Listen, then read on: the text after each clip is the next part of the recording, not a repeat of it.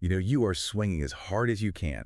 I mean, you are putting your message on every single platform you can Oh, find. right. Every You're platform. asking for the sale. Yeah. You're putting your absolute heart and soul into your brand, and then just whoosh.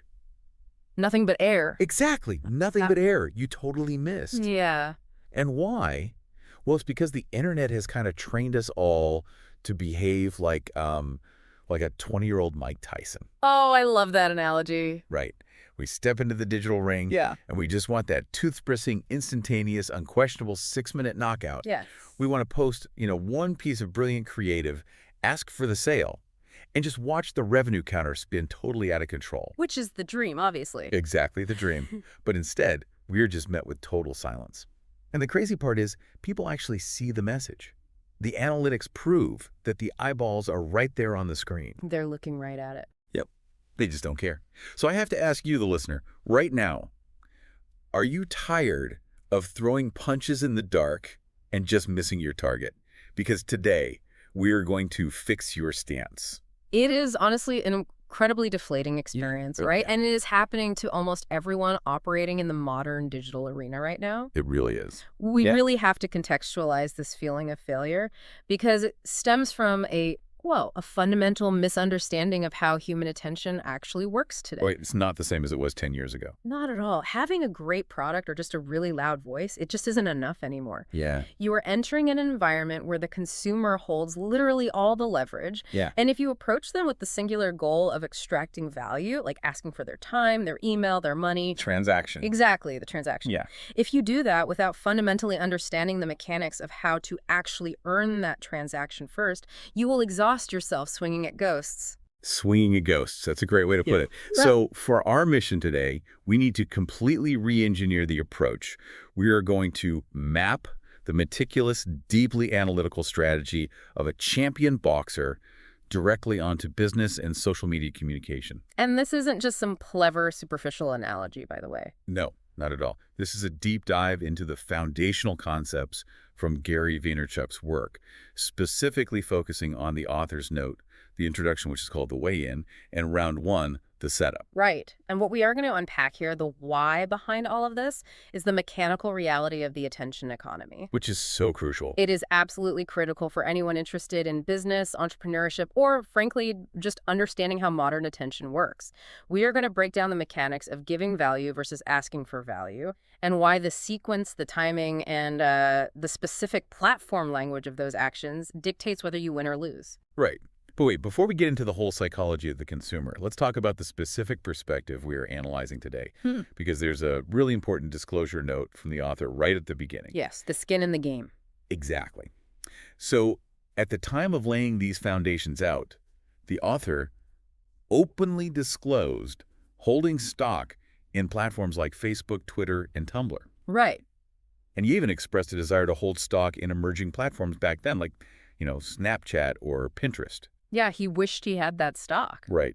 Now, I know a skeptic might look at that and say, wait a minute, is this just a guy trying to pump the value of the networks he's personally invested in? I mean, why should we trust this perspective? I mean, it's a totally valid hesitation, Sure. but we really have to look at the mechanical reality of what that disclosure actually means in this specific context. Okay, unpack that a bit. What it highlights is absolute skin in the game. We are not dealing with an academic theorist here who is just like observing social media from some ivory tower. Right, just writing white papers about algorithms in a vacuum. Exactly. We are dealing with an operator who is financially, professionally, and honestly, reputationally invested in understanding the literal mechanics of these networks. Which changes everything. It changes everything, because when you bet your own resources on your understanding of an ecosystem, your perspective shifts from the theoretical to the ruthlessly pragmatic. You have to win. You are forced to care about what actually yields a result. The methodology we are looking at today, it was forged in the trenches of actual market testing, driven by the absolute necessity of generating a real return on investment. Okay, let's unpack this core idea then. The entire framework is built on this one central metaphor, which is that business is like boxing. Yep. It's fast-paced, it's highly competitive, it's aggressive. And in both business and boxing, everybody is completely obsessed with the right hook. The knockout punch. Right, the knockout punch. Yeah. In business terms, that right hook is the highly anticipated sale. The big launch. Exactly, the massive promotional campaign. Or that post that directly asks the customer to just hand over their credit card. Everyone wants to throw that right hook.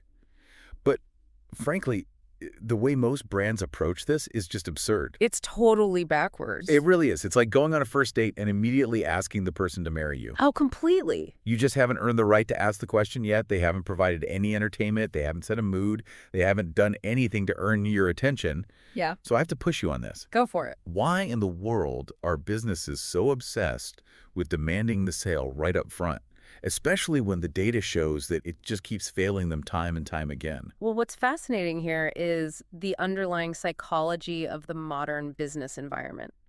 Specifically, we have to look at the pressure systems that marketers and entrepreneurs operate under every day. Okay, yeah. We are, as a business culture, completely primed for immediate gratification. Oh, totally. And that is driven by structural incentives. I mean, building relationships, tuning the guitar, setting the mood, like you said, on that date, that takes immense patience. It takes so much time. It does. It requires you to delay your financial reward.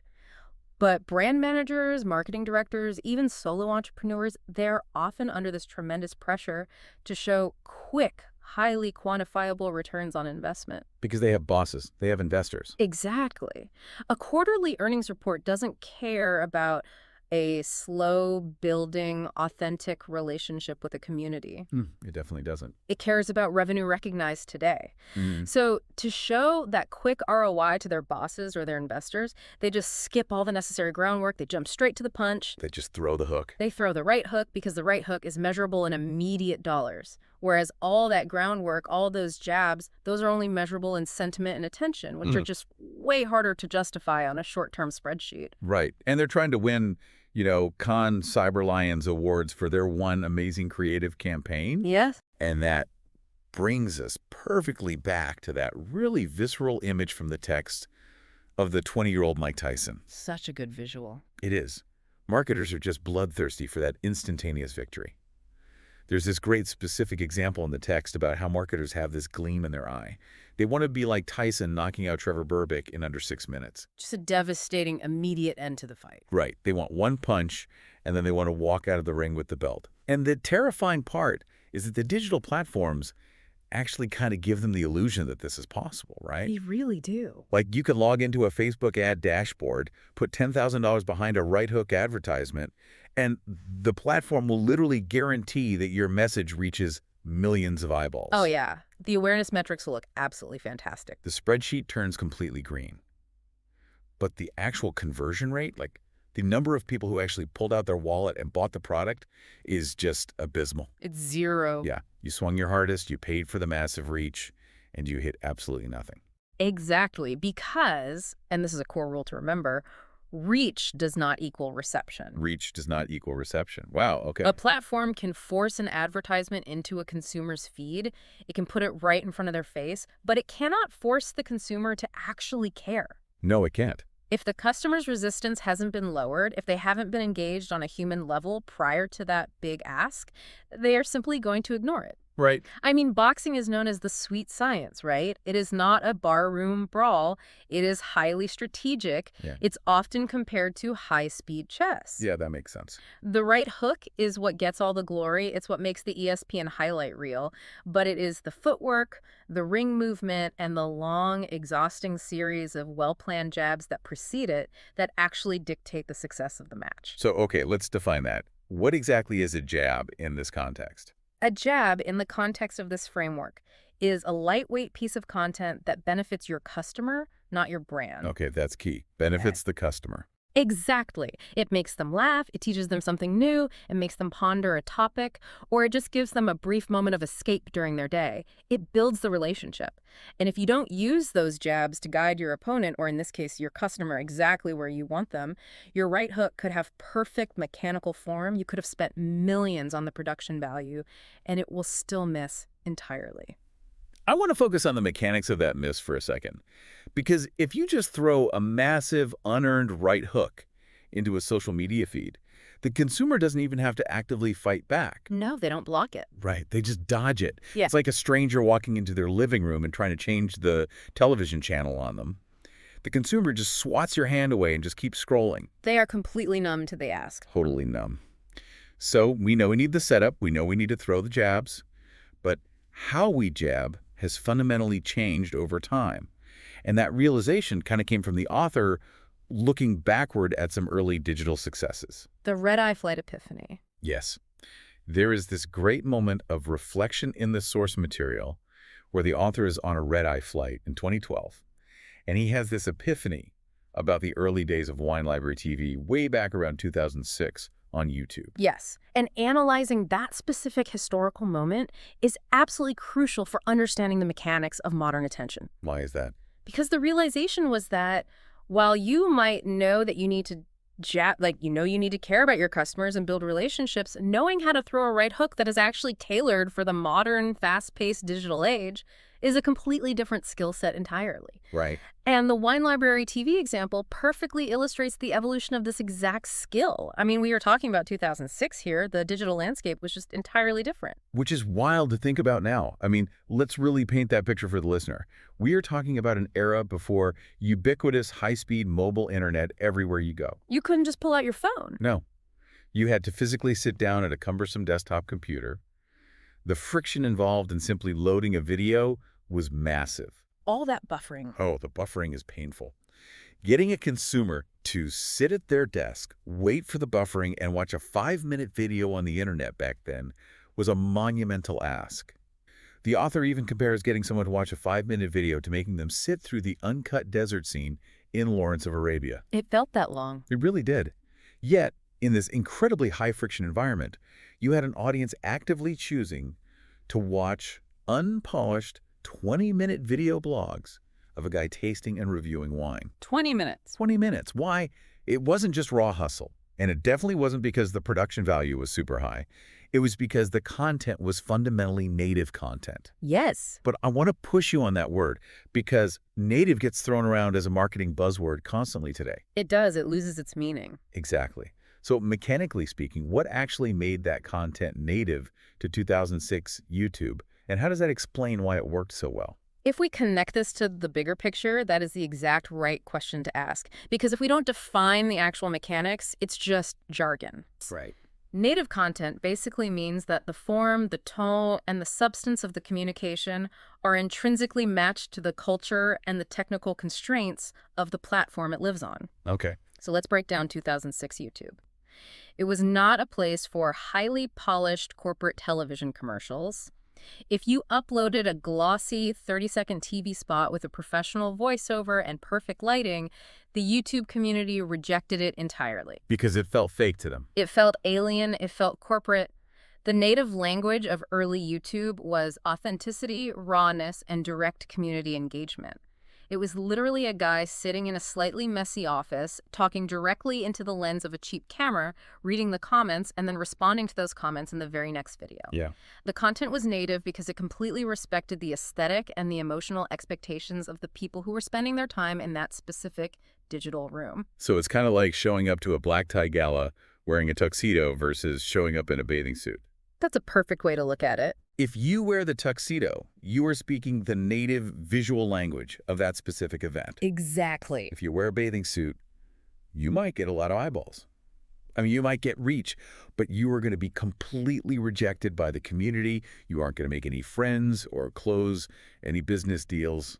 That is a perfect analogy. And the fatal danger that so many businesses and individuals fall into today is completely ignoring the dress code of these digital galas. They just show up in the bathing suit everywhere. They really do. They spend thousands of dollars creating one singular piece of promotional material, say a highly produced video or a really carefully crafted infographic, and then they blindly cross-post the exact same message, the exact same image, the exact same text across every single platform they are on. Just copy and paste. Exactly. They blast it on Facebook, they blast it on Twitter, they blast it on Instagram, LinkedIn, everywhere. Right, because they treat the internet like it is a television set, and they think these platforms are just different channels. But they aren't channels. No. They are entirely different sovereign countries. They have different native languages, different cultural customs, different algorithmic laws, and totally different psychological expectations from the user. Yes, the psychology is key. Like when I go to LinkedIn, I am in a very specific psychological state. I am thinking about my career, I'm networking, I'm looking at industry trends. You have your suit on. Exactly. But when I go to TikTok or Instagram Reels, I am looking to be entertained, to laugh, or to just be visually stimulated. If you take your corporate LinkedIn white paper and just paste a link to it on TikTok, you are screaming in a foreign language. You're ruining their vibe. Totally. Yeah. It is profoundly disrespectful to the audience's context. It is honestly the ultimate digital arrogance. Arrogance, yes. Because it assumes that your message is so inherently valuable that the consumer should do the work of translating it rather than you doing the work of contextualizing it for them. And what is vital to understand is that no one is immune to making this mistake if they aren't paying close attention. Wait, really? Even the experts? Oh, absolutely. Here's where it gets really interesting. The source material openly discusses a massive strategic blunder from the author's own past in 2007. Okay, tell me about that. So the decision was made to move that highly successful wine video show off of YouTube entirely and onto a competing platform called Viddler. Wow, okay. Now, the logic at the time might have made sense internally. Maybe the video player was technically better. Maybe there were different monetization options that seemed attractive. But it was a catastrophic failure in terms of platform culture. Because the audience wasn't native to Viddler. Exactly. It left millions of views and massive cultural relevance just sitting on the table, and the author openly admits this was a profound mistake. I love that admission of failure because it just proves that this isn't about being perfect right out of the gate. It's about being observant. Yes. You cannot assume that you know better than the platform's audience, and you definitely cannot force an audience to migrate to a platform that doesn't feel native to their daily behavior. Never works. If you don't respect the platform, you will lose. Period. Which really perfectly leads us into the most massive seismic shift in consumer behavior in our lifetimes, and the true battleground for this entire strategy. The shift to mobile. The complete and total shift to mobile. Now we are entering round one, the setup here. The source material notes that at the time of its writing, there were nearly 325 million mobile subscriptions in the United States alone. Which is a staggering number. But we have to look past the sheer volume of those subscriptions and focus on the behavioral reality they represent. Okay. The mobile device is not just a smaller screen. It is an entirely different behavioral paradigm. It is literally an appendage for most people. It's an extra limb. It really is. It is the last thing people look at before they close their eyes at night. And it is the first thing they reach for before their feet even hit the floor in the morning. They look at it during meetings, at stoplights, in the bathroom, at the dinner table. It's everywhere. Look around. People aren't even talking in line anymore. They are playing games like Dots. They are checking status updates. And the demographic spread is absolute. It is not just teenagers on these things. It is every single demographic cohort. I mean, even 90-year-old Aunt Sally has an iPad now. People are checking their phones 40 times a day or more. Okay, but I want to stop right there and just aggressively push back on this on behalf of the listener because I know exactly what they're thinking right now. Okay, let's hear it. If we accept this premise that literally everyone is on their phone constantly, all day long, checking it dozens or hundreds of times a day, Yeah. then logically, shouldn't it be easier than ever to reach them? Ah. I mean, you have a direct, glowing line right into their pocket 24/7. You don't have to guess what time they were watching TV or reading the Sunday paper. You know they were looking at the screen. So why does this methodology argue that it is actually 10 times harder to convert a sale or land a right hook in this environment? That is the core paradox of the modern internet. It is the paradox of access versus attention. Access versus attention. Yes. Mechanically speaking, you have unprecedented access to the consumer's device. You can buy the ad space and you can appear on their screen. But you have to deeply analyze the psychological context of what you are appearing next to. The feed. The feed. When you post an ad or a piece of content on a social feed, you are not just competing against your direct business competitors. If you sell running shoes, you aren't just competing against Nike or Adidas in that specific moment. They were competing against everything. They're competing against absolutely everything. You are competing against an intimate text message from their spouse. You are competing against a high-resolution photo of their best friend's newborn baby. Wow, yeah. You are competing against breaking, world-altering news. You are competing against highly engineered, dopamine-spiking mobile games and viral entertainment created by literally the funniest people on Earth. It's like a constant flood. It is the entirety of the human experience, completely compressed into a single vertical scrolling column. And you, as a brand, are trying to capture their attention for a fraction of a second as their thumb aggressively scrolls down that screen. That is a terrifying, really sobering realization for anyone trying to build a brand. You are literally competing against a picture of their dog. You can't beat the dog. You cannot beat a picture of a golden retriever puppy with a boring, jargon-filled corporate press release. Oh, no. The thumb will just keep scrolling. The algorithm will register that the user didn't stop, they didn't engage, and they didn't care, and your reach will just get completely throttled. Precisely. The algorithm is the ultimate, ruthless judge of value in this ecosystem. It monitors how long a thumb pauses on a piece of content, whether a user taps to expand the text, whether they share it with a friend. And if your content is solely focused on your right hook, your selfic need to sell, the user will not pause. They won't care.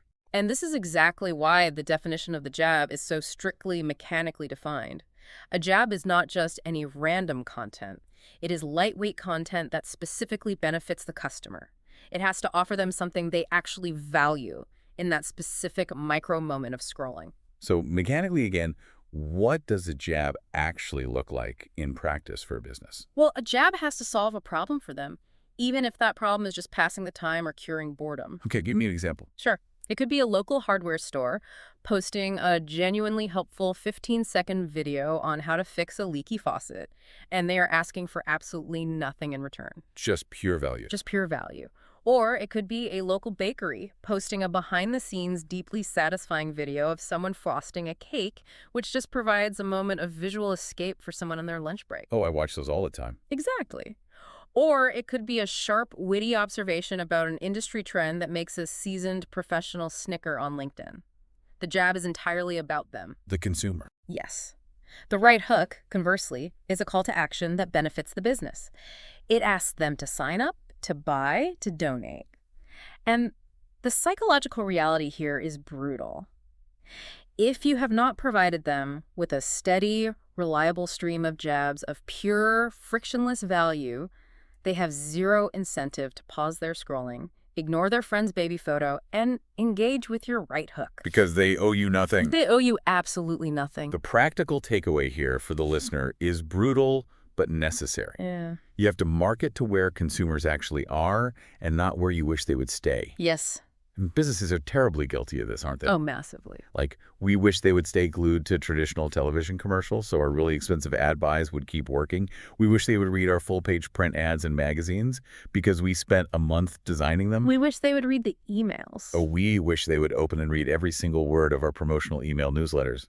But they aren't. They just aren't. They are in the social media feed. The plumbing of the new economy is already built. The infrastructure is completely cemented. And it is time to just stop waiting around for the old methods to start working again.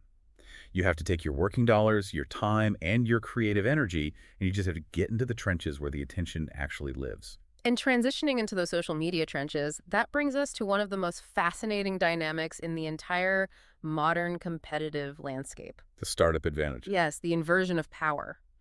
Historically, if we look at the era of broadcast television and print media, massive Fortune 500 companies had an insurmountable structural advantage. They had all the money. Marketing was primarily a game of budget. The biggest companies could simply buy more access. They could buy the primetime TV slots. They could buy the biggest billboards in Times Square. And they could literally drown out any small competitor through sheer financial force. Right.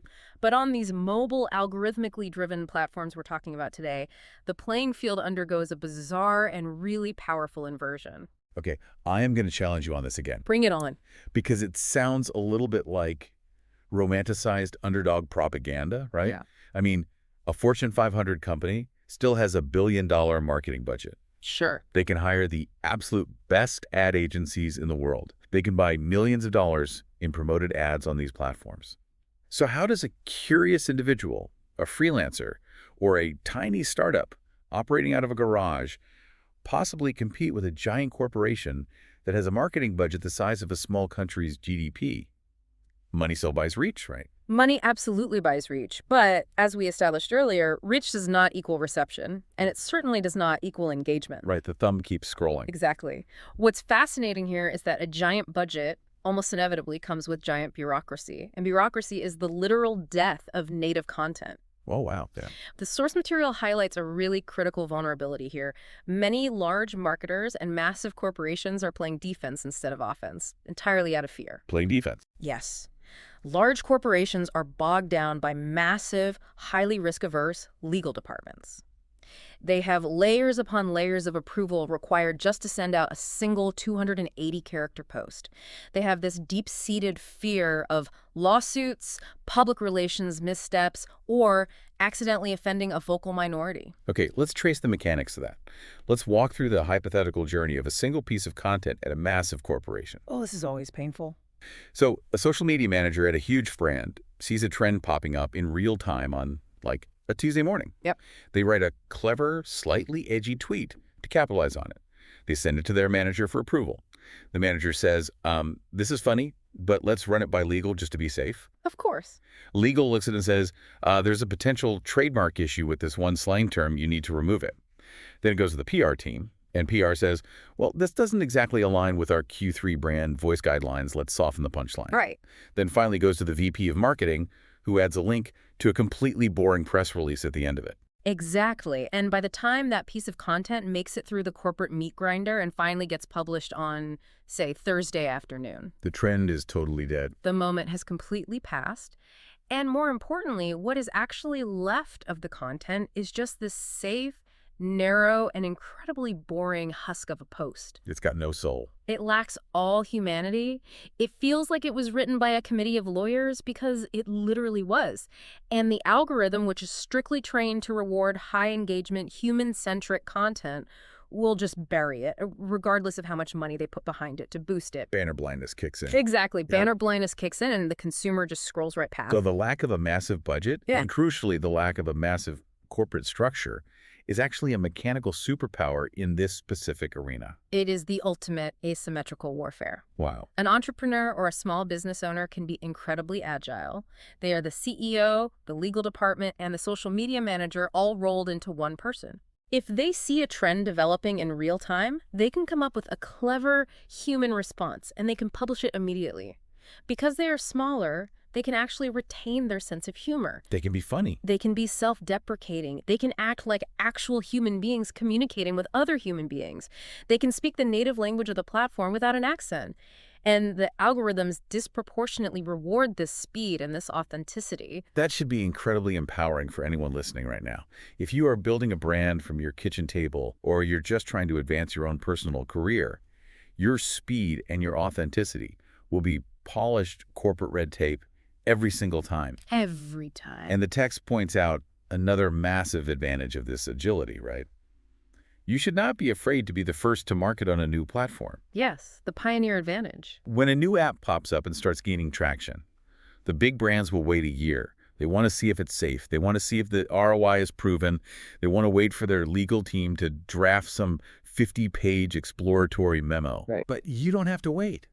You can jump in on day one, experiment, figure out the culture, build an audience, and dominate that space before the big guys even create an account. That is the essence of the startup advantage. But, and this is a very important caveat that the source material emphasizes, just being fast and being human isn't enough on its own.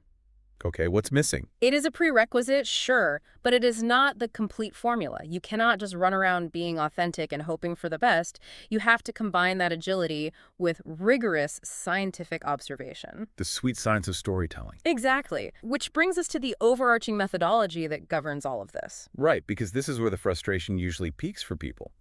Marketers, especially those who are super data-driven, are constantly asking for a fixed blueprint. If you want the cheat code. They totally want a cheat Yes, code. They so- want to know, okay, exactly how many jabs do I throw before I throw the right hook? Is the ratio 3-to-1? Is it 4-to-1? Just give me the formula so I can program it into my scheduling software and walk away to play golf. And the brutal answer is that fixed blueprint does not exist. It doesn't. It cannot exist Yeah. because human behavior and platform algorithms are constantly shifting. It is a sweet science that requires intense, continuous observation and adaptation. Let's bring back that boxing preparation metaphor because I think it perfectly illustrates the required mindset here. Yeah, let's do it. A champion boxer doesn't just show up on the night of the fight, step into the ring, and hope their natural agility is enough. They spend hundreds of hours sitting in a dark room, just watching tapes of their opponent. They become obsessed. They act like behavioral scientists. Yeah. They study every single movement. They learn the microticks. They want to know, like, does this fighter drop his left hand a fraction of an inch right before he throws a jab? Right. How does he react when he gets backed into a corner? Does his stamina start to fade in the later rounds?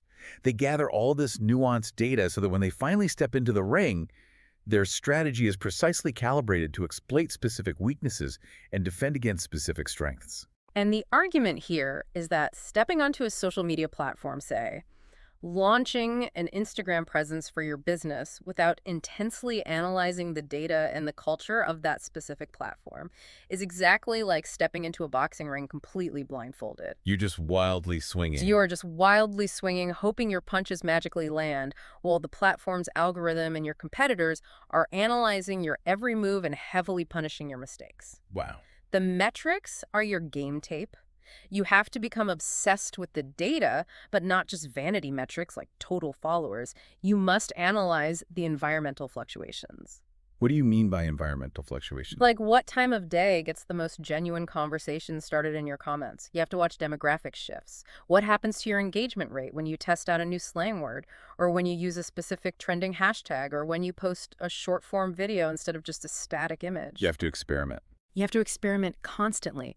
But more importantly, you have to possess the humility to respond to what the data tells you, even if it completely contradicts your original plan. Exactly. Like if you step into the ring with a solid plan to throw headshots all night. Yep. But you realize after the first round that your opponent has an absolute iron jaw and is completely unfazed by punches to the head, but he's leaving his ribs completely exposed. You don't just keep punching him in the head. No, you don't keep stubbornly punching him in the head just because that was your original strategy.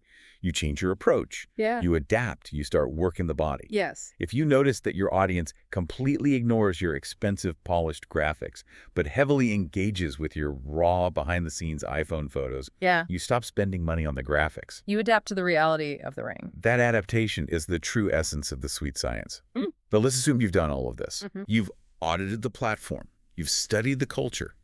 You've provided a massive amount of value through a long sequence of jabs. You've lowered the consumer's guard. You have finally earned the right to ask for the sale. The big moment. It is time to throw the right hook. Even then, the execution of that specific punch matters immensely. The source material outlines 3 very clear, non-negotiable rules for the perfect modern right hook. Let's break those down mechanically. Okay, rule number 1. It makes the call to action simple and easy to understand. Right. This sounds so obvious, but brands mess it up constantly. They're overcomplicated. They really do. Yeah. If you finally get their attention and you ask them to buy, but your process requires them to click a link, which takes them to a landing page where they have to fill out a 5-field form, Oh, terrible. confirm their email, and then find a secondary button to actually purchase. They're gone. You lost them. You threw a right hook in slow motion. The friction just killed the conversion. The call to action must be frictionless. Okay, rule number 2. It must be perfectly crafted for mobile, as well as all digital devices. Which is a technical requirement, really. Exactly. If you throw a right hook, let's say an image with a promotional code, and that image was designed on a massive 27-inch desktop monitor in a design studio, Yeah. the text might be completely illegible when it is compressed down onto a 4-inch smartphone screen. If the user has to physically pinch and zoom to figure out what you are asking them to do, they won't do it. They're just going to scroll past. The creative must be engineered for the exact device it will be consumed on. And finally, rule number 3, which kind of ties everything together. It respects the nuances of the specific social network you are using. It has to be culturally native. Right. If you ask for the sale using stiff corporate jargon on a platform where people go to look at artistic photography or highly informal memes, you shatter the illusion. You break the spell. You completely remind them that you are just a corporation trying to extract money, and their guard goes right back up immediately. It must be simple, it must be mobile optimized, and it must feel like it belongs natively in that specific feed. Those 3 rules really encapsulate the mechanical difference between a massive, expensive campaign that yields 0 return and a highly efficient, targeted knockout that actually drives real business results. So what does this all mean? I mean, if we pull all the way back, if we synthesize everything we've explored today, from the author's note, the weigh-in, and round 1 of this methodology, what is this singular overriding philosophy the listener needs to internalize from this? I would say the soul of this entire framework is understanding and deeply respecting the vital relationship between the setup and the payoff. The setup and the payoff. Yes. In business, just as in boxing, the right hook, the sale, the signed contract, the conversion that gets absolutely all of the glory is what gets celebrated in the boardroom. But the right hook is utterly powerless without the jabs. The jabs do all the unglamorous heavy lifting, providing consistent value, offering entertainment, showing genuine utility, and authentically engaging in the native language of the platform without asking for a single thing in return. Right. These are the actions that actually build the relationship and lower the consumer's guard. You simply cannot successfully ask for a person's time, their money, or their attention if you haven't first respected their context and brought them real value. The jabs are the currency you use to buy the right to throw the hook. It is a fundamental shift from demanding attention to earning it. That's so powerful. So I want to challenge you, the listener, right now. Before you close out of this app, I want you to take a hard, honest look at your own digital footprint, your own business, and your own personal brand. Really look at it. Go look at the last 5 things you shared, posted, or emailed to your audience. Were you patiently setting up the story? Were you providing genuine, frictionless value to them? Or were you just swinging wildly? Exactly. Were you just wildly swinging for a knockout in the dark, demanding the tip before you even played the music, hoping to just get lucky?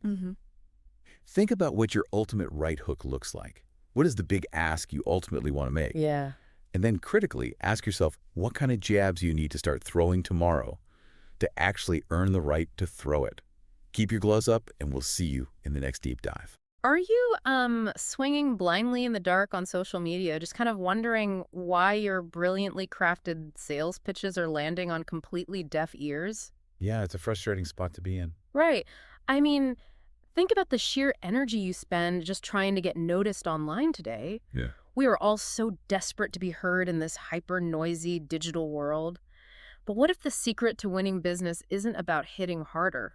Oh, that's the big question. Yeah, like what if the actual strategy to breaking through requires you to just, stop throwing punches altogether? It feels completely counterintuitive, doesn't it? I mean, to everything business schools have taught for, the last century. Totally. We are fundamentally conditioned to view commerce as this aggressive, outward pursuit. You find a prospect, you target them, you hit them with the value proposition, and bam, you close the deal. The classic sales funnel. Exactly. But when every single brand, creator, and business owner is simultaneously throwing punches in that exact same digital arena, the audience just ends up, bruised and exhausted. You're really good at dodging. Yes. Incredibly skilled at dodging. They just tune you out completely. So we are pulling back the curtain today on a strategy that totally redefines how we communicate online. Welcome to the deep dive, by the way. Today we are exploring the underlying DNA of content that actually breaks through the noise. And this is heavily inspired by Gary Vaynerchuk's framework, right? His ideas on the characteristics of great stories and content. Right, exactly. And this matters deeply for you, the listener, whether you're a business owner, an entrepreneur, or just trying to build a brand. Because understanding this specific formula is the literal difference between being perceived as an annoying interruption like a mosquito at a picnic and becoming a welcomed, highly anticipated part of your customer's day. That's a great way to put it. The mosquito versus the welcomed guest. Yeah, so if you want to start shouting into the void and actually start building real leverage, we need to completely deconstruct how we view our digital interactions.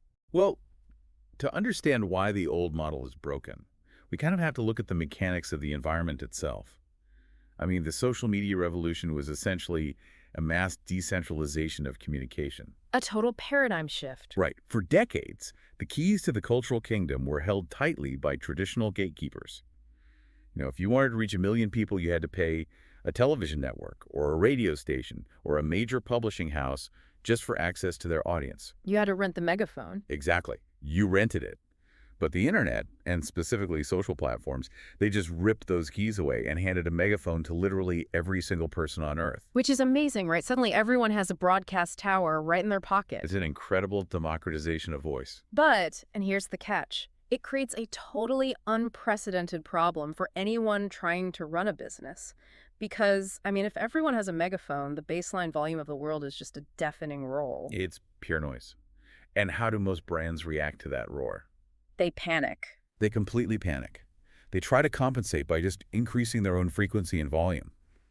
There is this pervasive, um, terrifying myth, really, that if you aren't posting constantly, you will just cease to exist in the minds of your consumers.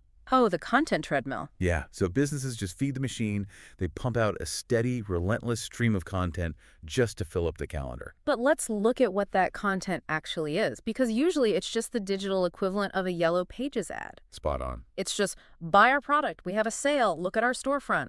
It falls into this massive trap of creating content simply for the sake of having content. And that completely ignores the social contract of the platform. I mean, think of social media as a massive, vibrant cocktail party. Okay, I like that analogy. Right, so you have people catching up with old friends, they're sharing funny stories, debating politics, talking about their kids. The energy is super dynamic and conversational. Yeah, it's a vibe. Exactly. Now imagine a guy walks into the center of that party, pulls out a literal megaphone, and just starts shouting his resume and a list of coupon codes on a loop. Everyone in that room is going to instinctively edge away from him. Like, who is this guy? Yeah, he's not participating in the ecosystem, he's polluting it. But I have to push back here for a second, because this cocktail party analogy kind of ignores the mechanical reality of the platforms we're dealing with. Okay, how so? Well, if the algorithms that dictate reach demand constant activity, like if you literally have to feed the beast to stay visible, isn't volume fundamentally required? Like, why is churning out basic content actually dangerous rather than just, neutral? That's a totally fair question. It's dangerous because it creates negative brand equity. I mean, volume is a baseline requirement, sure, but the equation demands both quantity and quality. Right. When you pump out tone-deaf, purely promotional posts, you aren't just taking up space. You're actively training your audience's neurology to filter you out. Wait, their neurology, like physically training their brains. Yes, exactly. Let's look at why people are looking at their phones 40, 50, or even 100 times a day. I mean, think about it. Why do you pull out your device while waiting for an elevator, or sitting at a red light, or even while watching a movie? Well, we're looking for a dopamine hit. Right. It's a behavioral loop. We want that quick burst of entertainment or a sense of connection or just pure escapism. Exactly. The brain is actively seeking a specific chemical reward. These platforms are designed like variable reward schedules, very much like a slot machine. Oh, that's so true. You scroll, you see something funny, bam, dopamine. Yeah. You scroll, you see a message from a friend, bam, dopamine. Now, what happens when you scroll and hit a dry, boring corporate sales pitch? The slot machine comes up blank. You just don't get the reward. Worse than that, it creates cognitive friction. You just interrupted their reward loop with something that demands cognitive load but gives absolutely no payoff. Wow, okay. And if a brand does that consistently, the human brain is incredibly efficient at pattern recognition. Within a few weeks, the user's brain will subconsciously link your brand's logo or your color palette with lack of reward and irritation. That is wild. So before they even consciously read the words on your post, their thumb has already scrolled past it. Yeah. You have effectively made yourself invisible by training them that you offer no value. That is a terrifying reality for a marketer. I mean, you aren't just wasting your ad budget. You are building an active aversion to your brand. Exactly. Which forces us to look at how we actually provide that value. And this brings us to the first idea. The first non-negotiable characteristic of content that works is that it must be inherently native to the environment it lives in. There's this brilliant phrase from the book, content is king, but context is God. Context is God. It's so true. Context is the invisible architecture of communication. And businesses constantly ignore this because, well, efficiency often trumps effectiveness in a corporate setting. Yeah, the old copy and paste method. Right. It is cheaper and faster to create one piece of collateral and just blast it across every single channel. But every social platform cultivates a completely unique language, aesthetic, and cultural sensibility. So let's break down that architecture for the listener, because you can't just take a television commercial and play the audio on the radio, right? It lacks the visual context. Exactly. It wouldn't make any sense. The same applies to social platforms, like Tumblr, for example. Yeah. Historically, Tumblr fostered a highly artistic, alternative, heavily visual culture. It was driven by animated GIFs and these deep niche fandoms. Oh yeah, Tumblr was its own universe. So if a furniture company goes onto Tumblr and just posts a standard text update saying, click here to buy our new couch, they're just going to be ignored. They're going to be actively mocked. Oh, brutally mocked. Yeah. Because they have demonstrated a profound lack of respect for the culture of the room. They're literally speaking a foreign language. And then compare that to Twitter. Or X. Right. Twitter relies on a completely different psychological trigger. It's this fast-paced, real-time, often combative environment driven by irony, breaking news, and trending hashtags. The all text and quick wit. Exactly. So an earnest, slow-paced, beautifully shot lifestyle video with no immediate hook or timely relevance, that's just going to drown on Twitter within seconds. It's like taking the exact same piece of content, let's say, a highly produced corporate headshot with a really long motivational caption, and posting it simultaneously to LinkedIn, Instagram, and TikTok. A classic mistake. It might crush on LinkedIn, where the context is professional development and networking, but on TikTok, where the currency is raw, lo-fi authenticity, and trend jacking, that polished headshot just looks absurd. I always visualize this as someone wearing a bespoke, incredibly expensive tuxedo to a beach volleyball game. That analogy works perfectly because it isolates the real problem. The quality of the asset isn't the issue. Right. The tailoring on the tuxedo is flawless. The silk is imported. It's a high-quality product. But you're at a beach. Exactly. When you step onto the sand, you look completely unhinged. Everyone is staring at you, but they aren't admiring your suit. They're wondering why you don't understand where you are. Yeah, your presence is jarring and off-putting purely because you lack situational awareness. It's so awkward. It really is. And this is where we can learn a lot from the history of digital marketing. Think back to the late 1990s and the golden era of email marketing. Oh, the AOL days. You've got mail. Yes. Today we view blast marketing emails largely as spam. But in 1998, they had astronomical open and conversion rates. I mean, unprecedented numbers. Was the copy just better back then?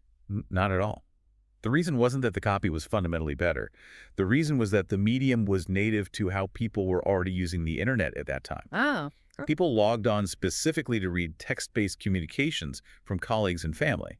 So when a brand sent a text-based email, it fit the exact context of the user's behavior. It blended right in. Exactly. Didn't require a context switch from the user. So native content means your post should look, sound, and feel completely indistinguishable from the organic content that users specifically logged onto that app to consume. Yes. It shouldn't look like an ad. It should look like a post from a wildly entertaining friend who just happens to sell a product. And that leads directly into the second core characteristic. Because native content blends in, it avoids the deadliest sin of marketing. Which is? It doesn't interrupt. Right. This requires us to really look at how human attention has evolved, because we have all experienced that deep, visceral hatred of a pop-up ad, right? Yeah. Or those massive banner ads that just take over your entire screen. Oh, they're the worst. Why do we despise them so much? Because they are ambushes. It's a fascinating behavioral shift. You see, for the vast majority of modern history, advertising relied on a model of forced attention. Forced attention. Explain that. Well, think about the television era. The networks had a total monopoly on the audience's eyeballs. You sat on the couch to watch your favorite 30-minute sitcom, and you were a captive audience. When the broadcast cut to a commercial break, you couldn't skip it. Nope. You had to sit through it or go to the bathroom. Right. You couldn't pull a smartphone out of your pocket to distract yourself. No. The brand essentially held your entertainment hostage until you listened to their pitch. They basically bought the right to interrupt your life, like, Sunday, Sunday, Sunday, come on down to the dealership. Yes. They didn't need to be subtle. They just needed to be loud enough to penetrate your living room walls. Exactly. But the smartphone fundamentally destroyed that forced attention model. We now live entirely in an era of earned attention. The dynamic of power has completely inverted. It's totally flipped. On a mobile device, the user has absolute dictatorial control over what they see. The thumb is the ultimate ruthless filter. The ruthless thumb. I love that. They are scrolling at incredible speeds, consuming a highly curated feed of their friends, their interests, their chosen news sources. I want to dive into the cognitive science of this for a second, because we actually see this documented in eye tracking studies. Back in the early days of the web, researchers identified a phenomenon called banner blindness. Oh, yes. A huge revelation. Users literally evolved an unconscious cognitive filter to completely ignore the right-hand rail of a web page or the top banner, because their brains learned that those areas contained useless advertisements. Right. They didn't even consciously look at it and decide to ignore it. Their optic nerves just stopped processing that real estate altogether. Yes, because the brain optimizes for efficiency. It doesn't want to waste energy. And that exact same evolutionary adaptation has now happened within the mobile feed. Oh, interesting. If a post looks like an ad, like if the lighting's too perfect, if the logo's too prominent, if the text is structured like a sales pitch, the user develops scroll blindness. Scroll blindness. Yes. They register the visual signature of an interruption, and they flick their thumb before they even read a single word. It really feels like a physical intrusion at this point. I mean, when you are holding a phone 6 inches from your face, it's a deeply intimate space. Very intimate. If a brand interrupts that intimate space with a jarring, out-of-context demand for money, it triggers almost a fight-or-flight level of irritation.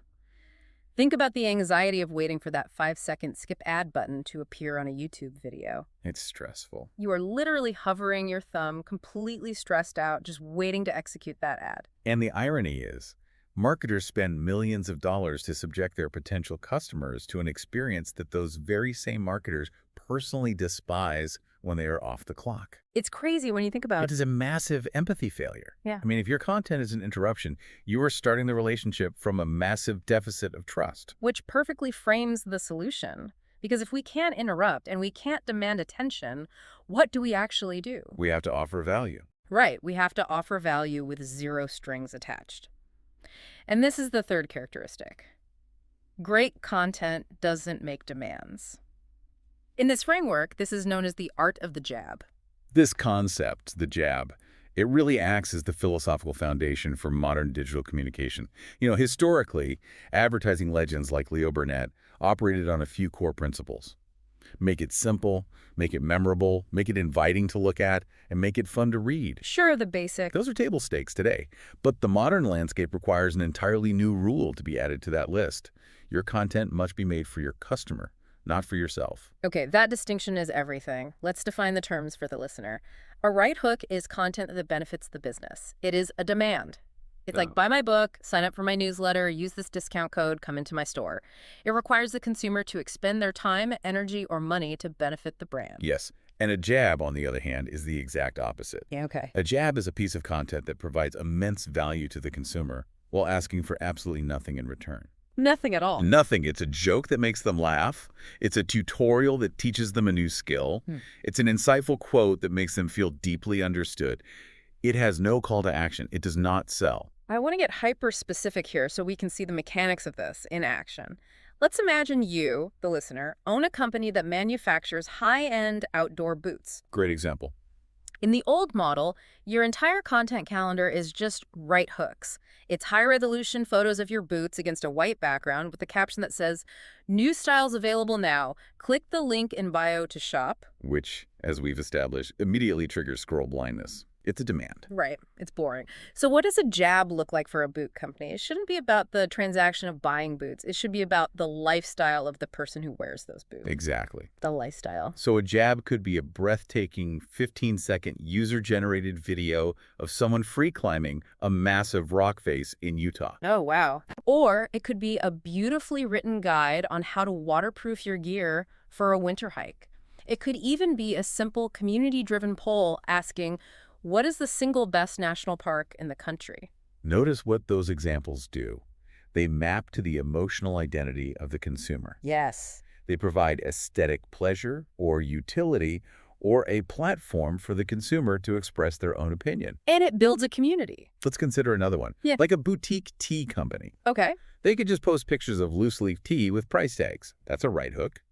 Or they could post a funny infographic titled, "The Best Teas to Drink When You're Trying to Calm Down After a Terrible First Date." Oh, I love that. That's highly shareable. Right. One is a commodity transaction. The other demonstrates deep empathy and provides situational utility. It makes them smile. Okay, I love the two example, but I'm going to throw a massive wrench in this right now. Bring it on. Because there is an extrapolation of this idea that, frankly, sounds like a terrible business strategy to a lot of traditional folks. Some argue that to truly jab, you need to step entirely outside of your product category. Yes, the broader interest play. Right. So the classic argument is, if you sell premium makeup, your audience also cares about pop culture and food and gaming. So the makeup brand should post memes about the new PlayStation release or like a recipe for lasagna. Yep. I'm sorry, but I have to challenge this aggressively. If I am the CMO of a luxury cosmetics brand and my social media manager starts posting about lasagna and video games, I'm firing them. Well, hold on. I mean, how does diluting my carefully curated brand aesthetic with random non sequiturs lead to customer acquisition? Isn't that just a desperate ploy for cheap engagement that completely abandons the sales funnel? Okay, I hear you. It looks like brand dilution and this is if you are viewing marketing through a strictly linear transactional lens. Which most CMOs do. True. If your model is simply view post, click link, buy product, then yes, posting about lasagna seems insane. But we have to look at the psychology of trust and multi-dimensional identity. Okay, walk me through the mechanics of that, because right now, from a business perspective, it just sounds like chaotic publishing. Think about how human beings actually form relationships in real life. Let's use the analogy of a first date. Okay, I'm with you. If you sit down at a restaurant on a first date and you immediately pull out a PowerPoint presentation detailing your salary, your genetic history, and a timeline for when you expect to be married. The other person is going to sprint for the exit? Exactly. They are out the door. That is the equivalent of right hooking right out of the gate. Because it's treating the person solely as a means to an end, a transaction. Precisely.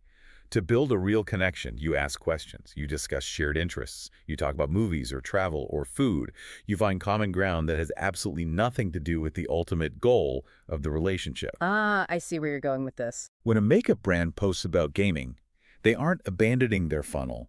They are acknowledging that their customer is a complex 360-degree human being, not just a floating wallet. Not just a consumer. Right. So it's an empathy play.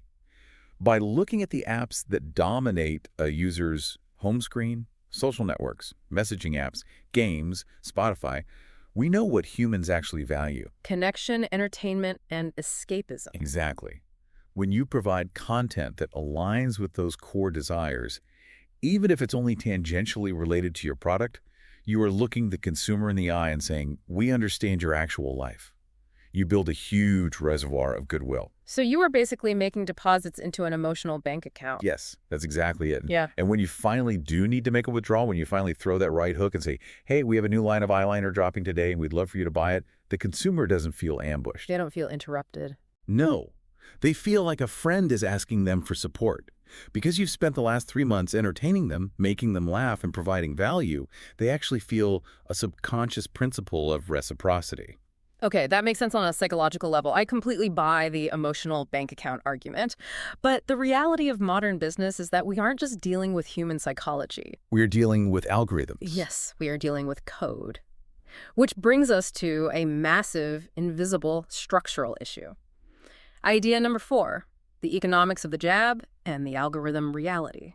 This is the critical mechanical threshold where so many legacy businesses just completely fail. Yeah. It's the stark divide between how Silicon Valley startups view audience acquisition versus how Fortune 500 companies view it. It fundamentally boils down to the difference between renting relationships and owning them. Let's unpack the history of that for a second, because the rental model was the only model for, what, a century? Exactly. If Procter & Gamble wanted to sell soap in 1985, they rented a relationship. They paid NBC a massive sum of money to rent NBC's viewers for 30 seconds during a soap opera. Right, the classic ad buy. But the critical flaw in that model is that the second the commercial ends, the brand's relationship with the consumer vanishes completely. They have to pay NBC again the next day to reestablish contact. It's an endless cycle of capital expenditure just to maintain visibility. You never actually own the audience. But social media introduced the concept of ownership. If someone chooses to follow your brand's page on a platform, you theoretically have a direct, unpaid pipeline to their attention. You own the distribution channel. Theoretically. Yes, theoretically. And that is where the algorithm reality shatters the illusion. Right, because you don't actually have an unobstructed pipeline. The platform, whether it's Meta or X or LinkedIn or TikTok, they own the pipeline. Exactly. And they install an algorithmic valve that dictates exactly how much of your audience actually sees what you post. And this is the mathematical reality that completely upends the argument against posting fluff or jabs. Let's break down how these machine learning models actually score and filter content. Because I think people misunderstand this. What is the algorithm's primary objective? The platform's sole objective is time on app. That's it. They sell ad inventory. And to maximize that inventory, they need users to stay scrolling for as many minutes as possible. Right, keep them glued to the screen. Therefore, the algorithm's job is to brutally suppress any content that makes a user want to close the app and highly amplify any content that keeps them engaged. So how does it measure that engagement? How does the machine actually know? It uses a weighted point system based on user behavior. A passive view is worth a tiny fraction of a point. A like is worth slightly more. A comment is a much stronger signal of interest. And a share or a save is the absolute highest signal of value. Because it means they loved it so much they want someone else to see it. Exactly. The algorithm tracks every single interaction a user has with your brand's page over time to calculate a hidden trust score or affinity score between that user and your brand. And here is where the devastating reality of the right hook comes into play. Most traditional marketers only care about the metrics on their sales posts. Yes, they track the conversions. Right. They spend weeks crafting the perfect promotional video with a discount code. But inherently, people do not share ads with their friends. Never. They do not excitedly comment on a coupon code. They might click it or they might ignore it, but they don't engage socially with it. Which means your right hooks generate terrible algorithmic engagement scores. 0 points. Pretty much. Now, what happens if your entire content strategy is just right hook after right hook? Well, the algorithm looks at the data. It sees that for the last 20 posts, nobody liked, commented, or shared your content. So the machine literally concludes, this brand is boring. This brand makes our users want to close the app. Yep. And so the algorithm turns the valve off. It suppresses your reach. It's ruthless. It is. You might have 100,000 followers, but the algorithm will only show your post to 100 of them. You have effectively been shadow banned by your own boring content. Wow. This is the aha moment. The math dictates the strategy. Let's look at the actual ratios. If you want a meaningful percentage of your audience, let's say 5% or 10%, to actually see the right hook when you finally ask for the sale, you have to prepay for that reach. You have to earn it. And how do you pay for it? With the massive algorithmic engagement generated by your jabs. It completely inverts what business owners consider valuable content. That funny meme, that beautiful photograph, that informative tutorial. The posts that don't make you a single dime directly, those are the actual engine of your business. They are funding the reach. Exactly. When you post a highly relatable jab and your audience shares it with their friends and leaves hundreds of comments, the algorithm's affinity score for your brand skyrockets. The machine says, wow, people love this page. We need to show them more of it. Right. So you spend 20 posts jabbing. You generate likes, you generate share, you train the algorithm that your brand is a high-value asset to the platform. Then, on post 21, you throw the right hook. You drop the link to your new product. And because the algorithm is currently favoring you, that right hook gets pushed to the very top of everyone's feed. The practical, undeniable takeaway here is that your non-sales content is not fluff. It is a strategic mathematical investment. Absolutely. Your jabs are literally buying the algorithmic real estate required for your sales pitch to be seen.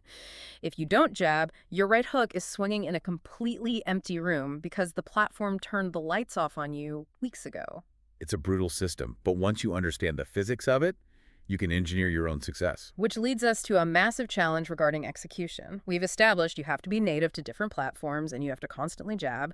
But how do you do that without developing, like, organizational schizophrenia? Right, brand confusion. Yeah. This brings up the final core characteristic, idea number 5. Great content must be consistent and self-aware. This one often confuses people because it sounds paradoxical. We just spent 20 minutes explaining that you must be infinitely adaptable. Right. You have to speak the visual language of Tumblr, the fast-paced irony of Twitter, the aspiration of Pinterest, the raw authenticity of TikTok.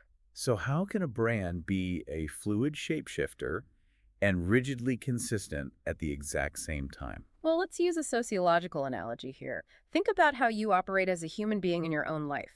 We all code switch based on our environment. Oh, absolutely. The vocabulary, the posture, and the tone you use when sitting in a formal performance review with your CEO is radically different from the way you speak to your mother on Sunday afternoon. I hope so. Right. And both of those are entirely different from the chaotic, slang-filled way you joke around with your oldest friends at a bar at midnight. Your format changes drastically. You adapt to the context of the room so you don't alienate the people you're talking to. Exactly. But your core identity, your fundamental morals, your sense of humor, your worldview, your underlying personality that does not change. Right. You are still you. You are a chameleon in your format and presentation, but you are an absolute rock in your identity. That is the exact distinction brands must master. The format of your micro-content will change a dozen times a day across different apps, but your core brand identity must ruthlessly and consistently answer the question, who are we? If you lose sight of that, you fall into the trap of posing. Oh, the posing trap is excruciating to watch. We see it every day. It's so cringe. It's the corporate equivalent of that Steve Buscemi meme, holding a skateboard saying, "How do you do, fellow kids?" Yes, exactly that. When a brand tries to mimic the syntax of a platform without possessing the self-awareness of their own identity, the result is deep, visceral cringe. Let's map this out with an example. Imagine a highly prestigious 150-year-old wealth management firm. Okay, very buttoned up. Right. Their core identity is stability, gravitas, and deep financial intellect. If that firm decides they need to crush it on Twitter and their social media manager starts tweeting out financial advice using heavy irony, meme formats, and Gen Z internet slang, Oh, no. it doesn't make them look cool. It makes them look untrustworthy. It completely shatters the illusion of their identity. Being native to a platform doesn't mean blindly copying whatever is trending. It means translating your authentic identity into the local language. Translating, yes. Self-awareness requires knowing your lane and staying in it. You can absolutely participate in a trending conversation, but you must do it through the filter of your specific brand voice. Let's look at how to do this correctly. There is a brilliant case study in the book involving the comedian Paul Scheer. Oh, this is a great one. He wanted to promote a project on Tumblr. Now, he understood the context of Tumblr. It was heavily driven by animated GIFs and niche pop culture fandoms, but he didn't just post a random GIF to pander to them. No, he synthesized his identity with the platform's context. Right. He created an animated GIF that tied his comedic persona into a massive cultural touchstone of the moment, which was the television show Breaking Bad. Huge at the time. It was a flawless piece of native content because it respected the visual language of the platform. It is a highly rebloggable GIF while perfectly maintaining his core identity as a comedian commenting on culture.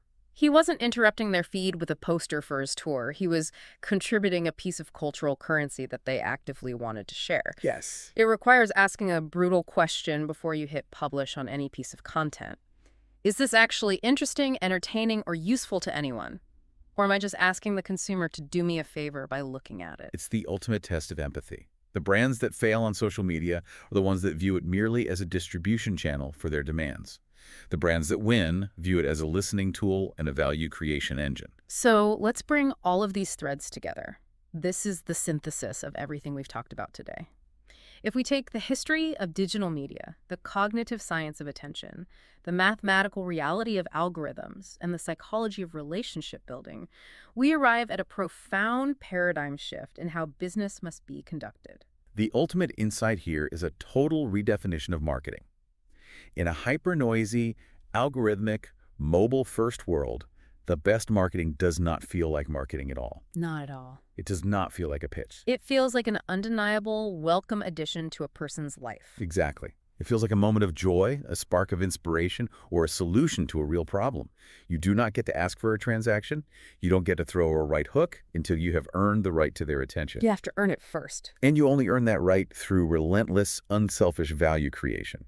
It is the sequence of jab, jab, jab that lowers the consumer's guard, builds the emotional equity, and programs the algorithm to ensure your right hook actually lands. It's a fundamental shift from hunting to farming. A hunter goes out into the woods every single day looking for a kill. If they miss, they starve. That's the old model. Exactly, blasting out right hooks. But farming requires immense patience. You have to till the soil, plant the seeds, and water the crops for months before you ever see a yield. Jabbing is farming. That's a beautiful way to think about it. You are cultivating an ecosystem of trust. The businesses that learn to farm that master native storytelling, that refuse to interrupt, that understand algorithmic leverage, and that know exactly who they are the ones who will build impenetrable moats around their communities. It requires real discipline. It requires you to delay the instant gratification of a sales pitch for the long-term compounding interest of brand loyalty. So I want to leave you, listening right now, with a practical, slightly uncomfortable exercise, because theory is completely useless without application. So this is the good part. I want you to pull out your phone, open up Whatever social platform you rely on most for your business, your project, or your personal brand. Just scroll down and look objectively at the last 10 things you posted. Look closely. Look at them through the lens of everything we just discussed. How many of those 10 posts were right hooks? How many were subtly or overtly asking for something? A click, a purchase, an email sign up, a favor? Probably more than you think. And how many were pure jabs? How many gave your audience absolute unselfish value with zero expectations of a return? If the ratio is out of balance, your algorithm score is dropping, and your audience is developing scroll blindness. The math doesn't lie. So what would happen to your brand loyalty and your algorithmic reach if your next 10 posts asked for absolutely nothing in return? How might that fundamentally change your relationship with the people you are trying to serve? It could change everything. It really could. Well, next time, we're taking these exact rules and stepping into the biggest, most complex, and most heavily algorithmic digital arena of them all. We are going to see how this exact psychology plays out in real time as we learn how to map the perfect jab onto the architecture of Facebook. See you then. Right now, like 1 out of every 5 page views in the entire United States is happening on a single website. Just one website. Yeah, 1 out of 5. And yet, despite having the largest, most engaged captive audience in human history, most brands are stepping into this arena and just swinging wildly at the air. Oh, completely. And then they're wondering why they can't land a single hit. It's the ultimate modern business paradox. You have these brands that are just absolutely desperate to sell, standing face-to-face with consumers on a platform where they are entirely desperate to escape being sold to. Right, they just want to scroll in peace. Exactly. The tension there is just palpable. It's like you have an immovable object meeting an unstoppable force. You're listening to The Deep Dive, and today we are figuring out how to bridge that massive disconnect. It's a big one. We're going to unpack how to stop treating social media, specifically Facebook, like it's some sort of digital billboard, and start treating it like a psychological mapping tool. Yes, which is what it actually is. Right. So if you were trying to build a business or scale a brand or honestly just understand how modern attention works, this is your blueprint. You're going to learn how to use extreme consumer insights to build genuine relationships. And, the end goal of all of that, when you finally do ask for the sale, your audience isn't just receptive, they are actively primed to buy. Which sounds like magic, but it's really just strategy. Absolutely. To understand why the current playbook is just failing so spectacularly for most companies, we really have to look at the foundational metaphor of modern marketing, which is business as a boxing match. Okay, a boxing match. Yeah. Marketers, by their very nature, they are obsessed with the right hook. The knockout punch. Exactly, the knockout. The right hook is the call to action, it's the flash sale, the discount code. Right. It's a giant neon BUI now button that they just want to shove in your face. And the problem is, in their obsession with landing that right hook, they completely ignore the jabs. They don't even throw them. Right. And the jabs are those lightweight, native pieces of content that bring value to the consumer. Whether that's like a laugh, a piece of information, or just a moment of empathy without asking for a single cent in return. Exactly. And the reason brands ignore the jab is, well, it's rooted in this massive hangover from traditional broadcast media. Like TV and radio. Yeah, for the last 60 or 70 years, marketing was essentially a one-sided fight. Think about the golden age of television or, print. Brands could just walk into the ring, wind up, and throw massive right hooks all day long. Just buy this car. Yeah. Or eat this cereal over and over. Right, because they could. They could Yeah. do that because the consumer was trapped. You were a captive audience sitting on your couch. You really didn't have a choice. I mean, if you wanted to see the end of the football game or the season finale of your favorite sitcom, you had to take the hit. You had to sit there. Yeah, you sat through the 3-minute commercial break because the alternative was staring at a blank wall, or I guess walking to the kitchen. Precisely. The friction to avoid the ad was just too high. But the architecture of social media completely upended the rules of the sport. Consumers are no longer trapped in the corner. No, we all have smartphones now. Right, and they now hold the ultimate defensive tool, which is the ability to just keep scrolling. Because of that massive power shift, consumers now demand value, entertainment, and connection first. Before you even try to sell to them. Exactly. Before a brand can even attempt to throw a punch, They have to prove they belong in the ring with the consumer. Which brings us to why so many smart, like really well-funded marketing teams just faceplant when they try to operate on these platforms. It's painful to watch sometimes. It really is. They bring this ruthless direct response sales mindset to an environment where the accepted currency is entirely different. The currency on Facebook is friendship. And that requires a fundamental psychological pivot. There's this brilliant maxim from our source material today that captures this perfectly. It goes, content is king, but context is God. Context is God. I love that. It's so true. To understand the context, you have to look at the neurochemistry of why people open the app in the first place. Facebook, at its core, is a dopamine delivery system. Yeah, we are all addicted to it. Pretty much. People open it on their commute or when they're waiting in line for coffee. They do it to feel connected, to be entertained, to argue, to laugh, or honestly just to escape the crushing boredom of their immediate reality. So when a piece of content disrupts that dopamine loop, like when it walks, talks, and looks like a traditional advertisement, the user's brain registers it as a hostile intrusion. It's an immediate cognitive rejection. Like, imagine you were scrolling through photos of your niece's birthday party, right? Okay, cute photos, having a good time. Exactly. You see a funny meme your best friend posted, and then suddenly, bam, you hit this sterile corporate graphic screaming about a 20% off mattress sale. It just kills the mood. It entirely shatters the context of the environment. The user actively ignores it. Or worse, they actually develop a subconscious resentment toward the brand for ruining the vibe. But wait, let me play devil's advocate here for a second. Go for it. Because if I'm a sauce founder, or say I own a regional bakery, I have a burn rate, right? I have payroll to meet on Friday. I can't just pay a social media team to post funny memes and act like everyone's buddy all day. You need cash coming in. Yes. My ultimate goal is to sell. Are we saying businesses need to just abandon direct response altogether and become full-time entertainment channels? Because that sounds like a fast track to bankruptcy with a really popular fan page. Oh, that is the exact friction point that keeps CMOs up at night. And the answer is absolutely not.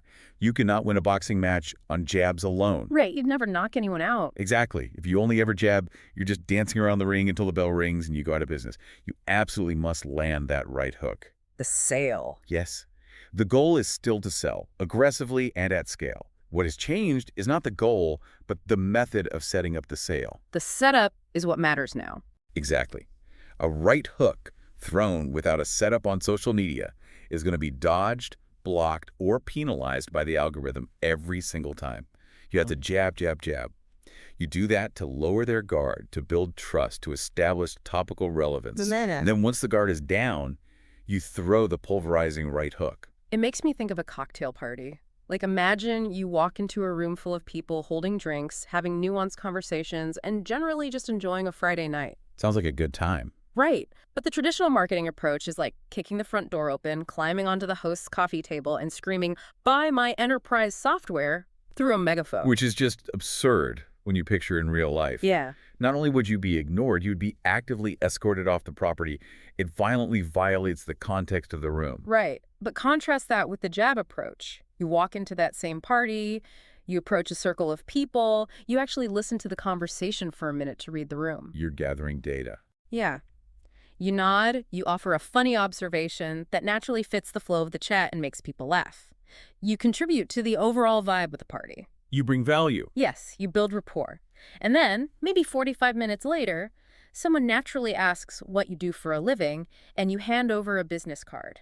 That's the jab, jab, jab, right hook. You earned the right to pitch. That is a perfect analogy. And to take your cocktail party analogy a step further into the actual mechanics of the platform, if you jump on the coffee terry with a megaphone, it's not just the guests who reject you. Who else? The host of the party, which in this case is the Facebook algorithm itself.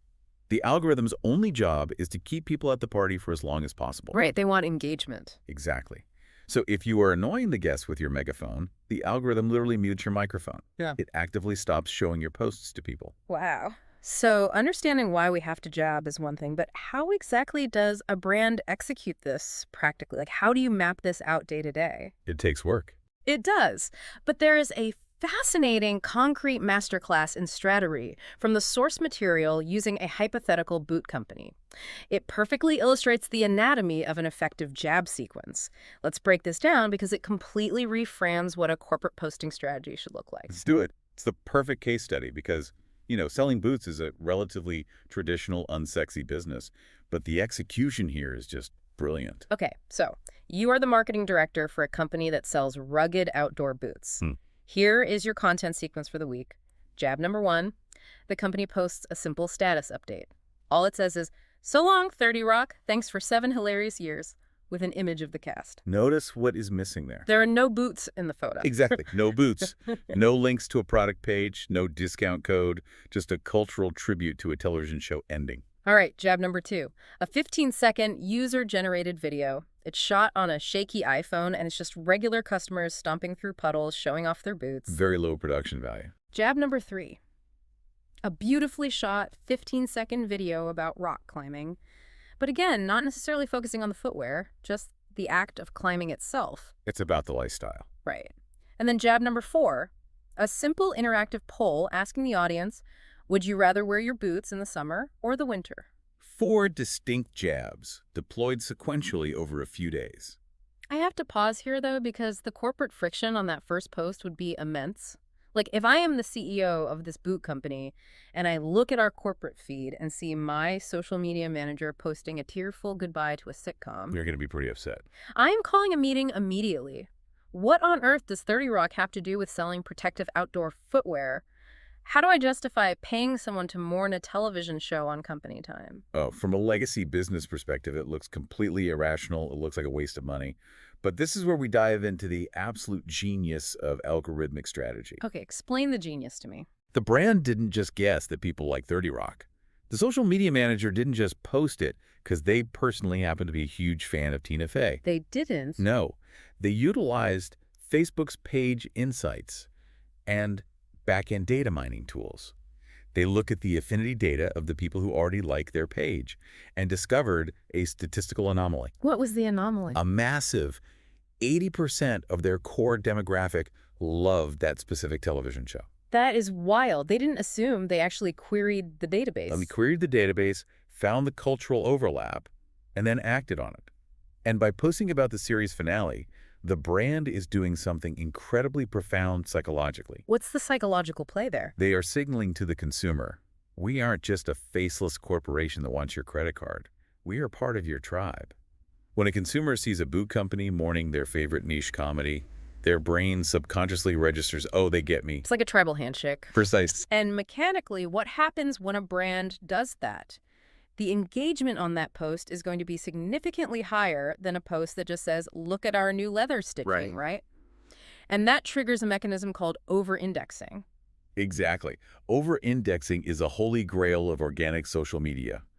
Facebook has a baseline expectation for how your content should perform based on your follower count. So if I have like 10,000 followers? Right, if you have 10,000 followers, maybe the algorithm expects 50 likes on a standard post.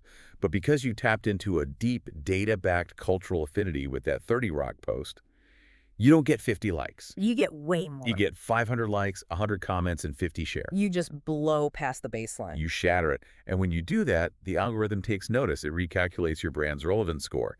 The algorithm basically says, wow, this boot company is generating massive engagement and keeping users glued to the feed.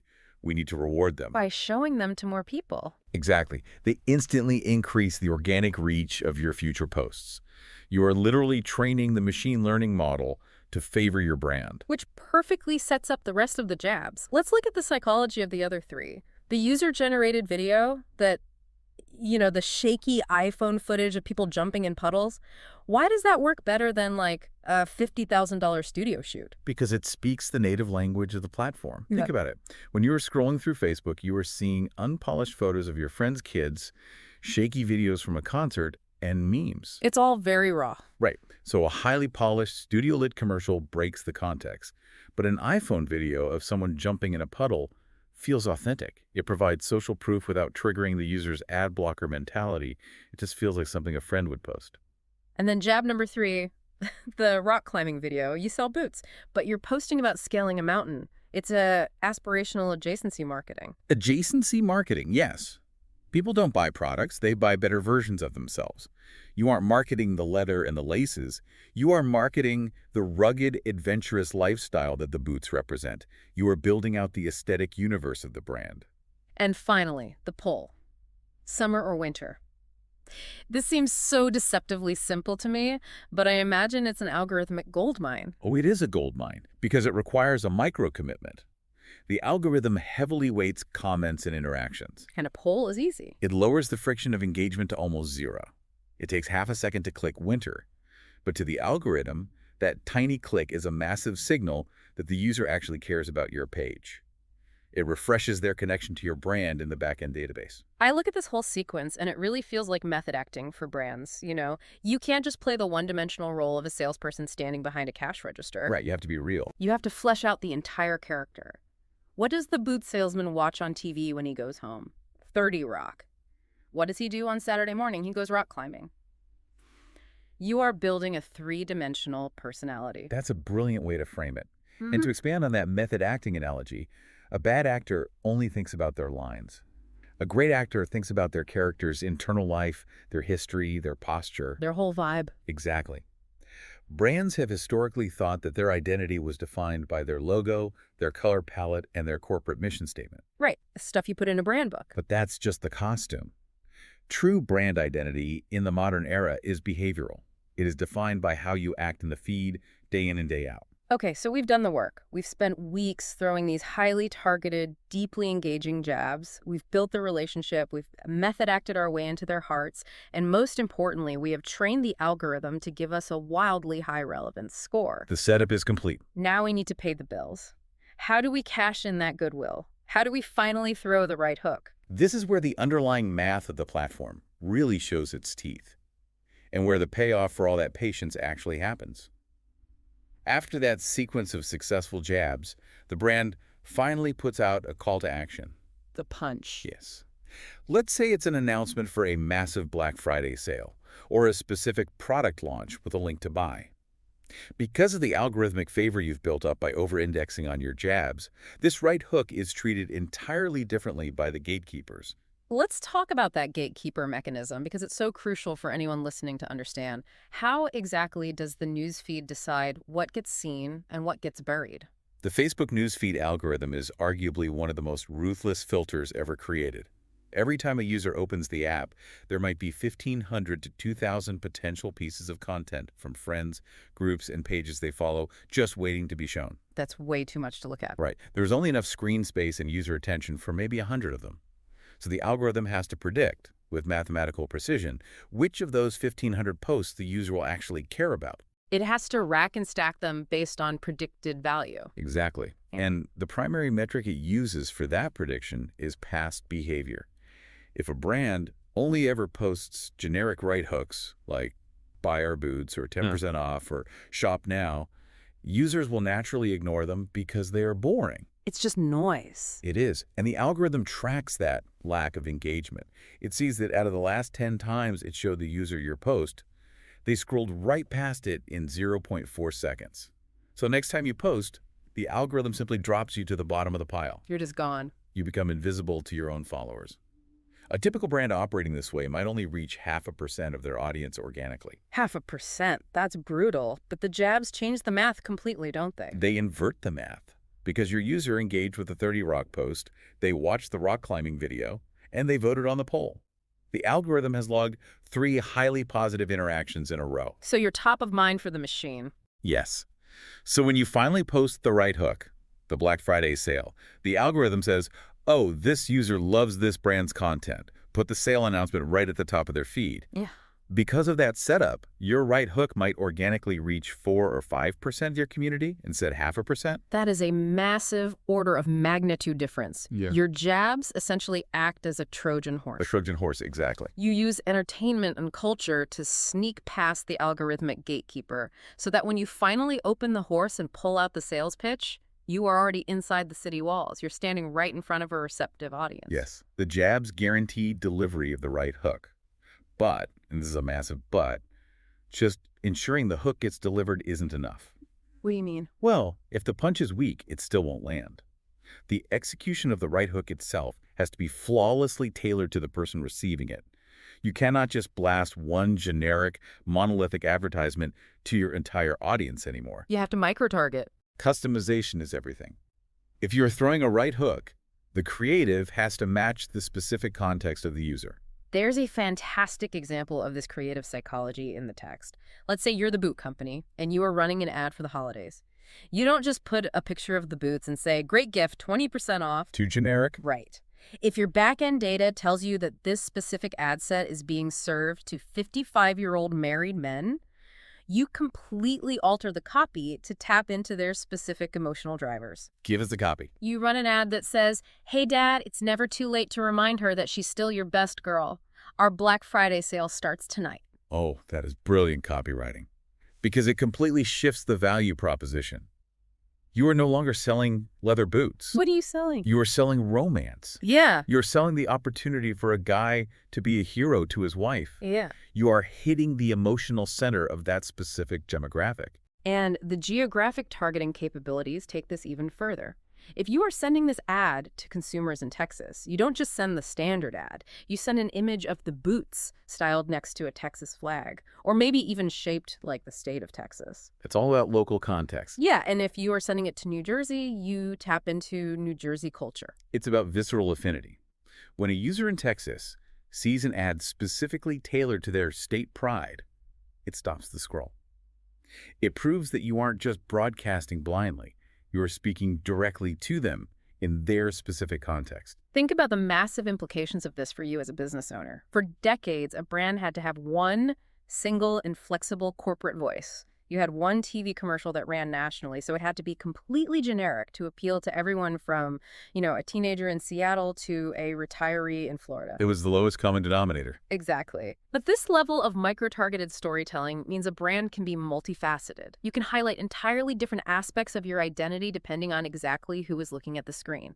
It maps perfectly to human behavior. How so? Well, you don't talk to your buddies at a football game the exact same way you talk to your CEO in a boardroom. You definitely don't. You are fundamentally the exact same person with the same core values, but you highlight different facets of your personality based on the context of the room. And a brand must operate the exact same way. Yes. The core product remains the boots, but the facet of the brand you show to a 20-something rock climber is vastly different than the facet you show to a 55-year-old husband looking for an anniversary gift. Okay, so this organic strategy, using jabs to train the algorithm and deeply targeted right hooks to convert your existing audience, is incredibly powerful. Very powerful. But what happens when you hit a ceiling?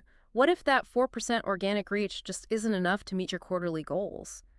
How do you force your way into the feeds of people who don't already follow you without ruining that cocktail party vibe and getting muted by the algorithm? That is where we transition from organic storytelling into the realm of paid amplification. This is where Facebook's advertising infrastructure tools, like sponsored stories and their incredibly complex ad manager, turns good native storytelling into a massive, scalable, asymmetrical advantage. But I want to clarify something right away for the listener, because the instinct for a lot of legacy marketers is to treat Facebook ads like digital billboards. They think, okay, I'll just pay $10,000 to blast my sales pitch to 2 million people. But that's exactly the wrong approach, isn't it? It is the fastest way to set your marketing budget on fire. I mean, think about it. When you buy a billboard on the highway, you are paying for 100,000 cars to drive by, just hoping that maybe 50 of those drivers happen to need boots that day. It's totally spray and pray. It is highly inefficient spray and pray marketing. Facebook's paid ecosystem is the exact opposite. You are not buying bulk impressions. You are buying an unprecedented layer of hyper-specific targeting. So how granular does this data layering actually get? It is almost frighteningly precise. You aren't just checking a box to target women between 25 and 34. You can go deeper than that. Oh, way deeper. You are layering affinities. You can instruct the platform to target women aged 25 to 34 who live within 10 miles of a specific zip code, who have recently purchased outdoor gear online, who follow pages related to arts and crafts, and who frequently listen to country music. That granularity is just wild. There's a perfect example in the source of how to leverage this layering. Let's say our boot company is looking at their audience insights and they notice a bizarre anomaly. A statistically significant segment of their young male audience is absolutely obsessed with dubstep music. Which is a completely random correlation on the surface, but a goldmine for a marketer. Exactly. So instead of ignoring it, the brand crafts a highly specific right hook. They make an ad featuring their boots, but the copy makes a clever inside joke referencing the famous dubstep artist Skrillex. Which is so niche. Right. Now, if they broadcasted that organically to their entire page, 90% of their audience would be completely alienated and confused. But using the paid ad manager, they instruct Facebook to serve that specific Skrillex ad only to the males in their audience who have a documented affinity for dubstep. And the result of that is what we call a pulverizing right hook. I mean, think about the user experience there. Put me in the user's shoes. All right, this 22-year-old kid is scrolling through his feed. He loves dubstep. Suddenly, he sees an ad for rugged boots, and it's making a clever inside joke about Skrillex. To the user, it feels like serendipity. It feels like magic. He's like, wow, they read my mind. He thinks, holy cow, this boot company totally gets my vibe. They're hilarious. He screenshots it, sends it to his friends, and buys the boots. He thinks it's magic, but it's actually just cold, hard, meticulous database querying. But wait, I have to push back on the economics of this. If I'm a small business, this sounds incredibly resource intensive. Doesn't micro-targeting an audience that specific cost an absolute premium? If I want to reach a hyper-niche group of people, won't Facebook charge me top dollar for that privilege? That is the most common and arguably the most fatal misconception about digital ad buying. The reality of the Facebook auction system completely shatters that assumption. Really? How so? To understand how you actually get bang for your buck, you have to understand the mathematics of how Facebook prices its ads. It is not a standard blind option where the highest bidder automatically wins. Facebook's pricing model actively subsidizes good content and financially penalizes bad content. Break that down for me. How does the auction actually work mathematically? Sure. When you submit an ad, you enter a real-time auction for space in a user's newsfeed. Facebook calculates the total value of your ad based on a specific formula. The formula is total value equals your advertiser bid, multiplied by the estimated action rate, plus user quality. Okay, bid times action rate plus quality. Exactly. Now, let's say you are a boring corporate brand. You create a terrible generic ad. Your estimated action rate, meaning the likelihood that people will actually click, like, or comment, is virtually zero. Because it's a boring ad. Right. Because your engagement multiplier is zero, the only way to win the auction and get your ad seen is to drastically increase your advertiser bid. You have to pay an exorbitant amount of money, a massive cost per click, just to force your garbage ad onto the screen. Because Facebook knows you're going to annoy their user, so they make you pay a tax for degrading the experience. That's exactly it. But now let's look at the boot company with the Skrillex ad. Because that ad is so hyper-targeted and culturally relevant, the estimated action rate is through the roof. People love it. People are liking it, laughing at it, and sharing it. Because your engagement multiplier is so high, you can actually lower your advertiser bid significantly and still win the option against a competitor who is offering to pay double what you are. Wait, really? You pay less? You pay way less. Facebook willingly prioritizes your ad and charges you less for the impression because you are doing their job for them. You're keeping the user happy and glued to the platform. Let's bring back the bouncer analogy because this fits perfectly. The algorithm is the bouncer at an exclusive nightclub, right? Yep. The bouncer's only job is to protect the vibe of the club so people stay and buy drinks. If a rigid, boring corporate guy in a suit walks up and wants to get in, the bouncer knows he's going to ruin the dance floor. He says, look, you can come in, but it's going to cost you a $500 cover charge. That's your high CPC for a bad ad. That is exactly how it works. Right. But if you walk up, and you're the life of the party, if you're telling great stories, making people laugh, and the bouncer knows you are going to elevate the energy of the entire room, he unclips the velvet rope and waves you right through for free or for a fraction of the cost. He wants you in the club. He wants you there because you make the club better. And this auction mechanic triggers what becomes a massive compounding advantage for smart brands, which is the snowball effect. How does organic virality interact with this paid architecture? Oh, the snowball effect is where profitability truly scales. When you put a small paid budget behind a truly great piece of native content, a perfectly executed jab or a highly targeted right hook, it doesn't just get seen by the people you paid to reach. Because they react to it. Because it's actually good content, those people interact with it. They share it. They tag their friends in the comments. Like, hey, Dave, look at these boots. They made a Skrillex joke. Exactly. And every time Dave gets tagged or someone shares it to their own feed, that creates an organic, completely free impression. You didn't pay for Dave to see it, you just paid for the initial spark. So you get bonus eyeballs. Massive bonus eyeballs. Yeah. Suddenly, your paid ad is generating a huge wave of earned organic reach. And it goes even deeper than that. How much deeper? Well, Facebook monitors this expanding web of engagement. They see Dave interacting with your brand. So the algorithm tags Dave as someone who is highly likely to engage with your content in the future. Oh, I see where this is going. Right. The next time you post a free organic jab, it naturally lands right in Dave's feed. Your initial ad costs diminish rapidly as your organic algorithmic relevance rises. It is a self-feeding, highly profitable loop of attention.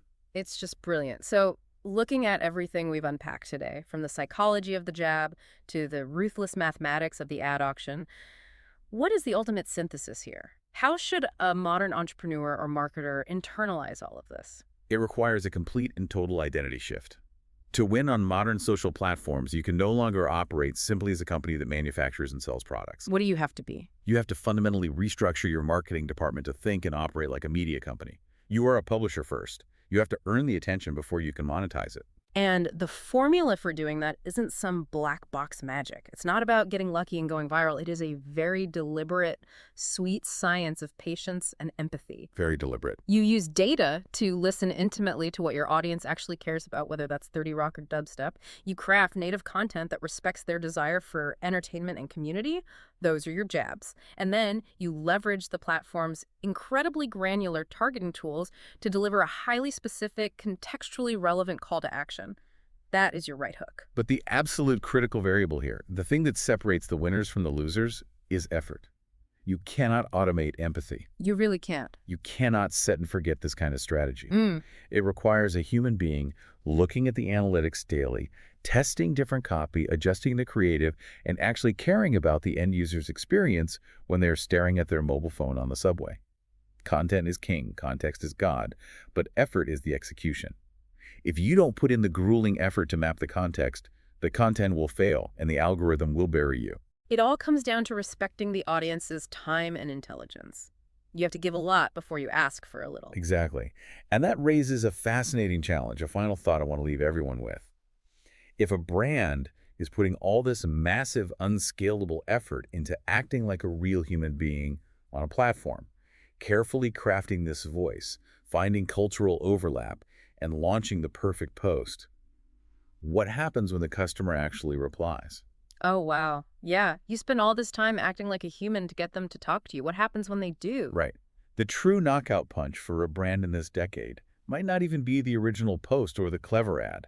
The ultimate differentiator, the thing that builds lifelong loyalty, might be the human-to-human conversation that happens in the comments section 5 minutes after the post goes live. Just actually replying to them. When a brand actually talks back, when they acknowledge the customer as an individual and not just a metric, figuring out how to scale that unscalable effort, how to maintain genuine humanity when you have 1 million followers, is the next great frontier for businesses.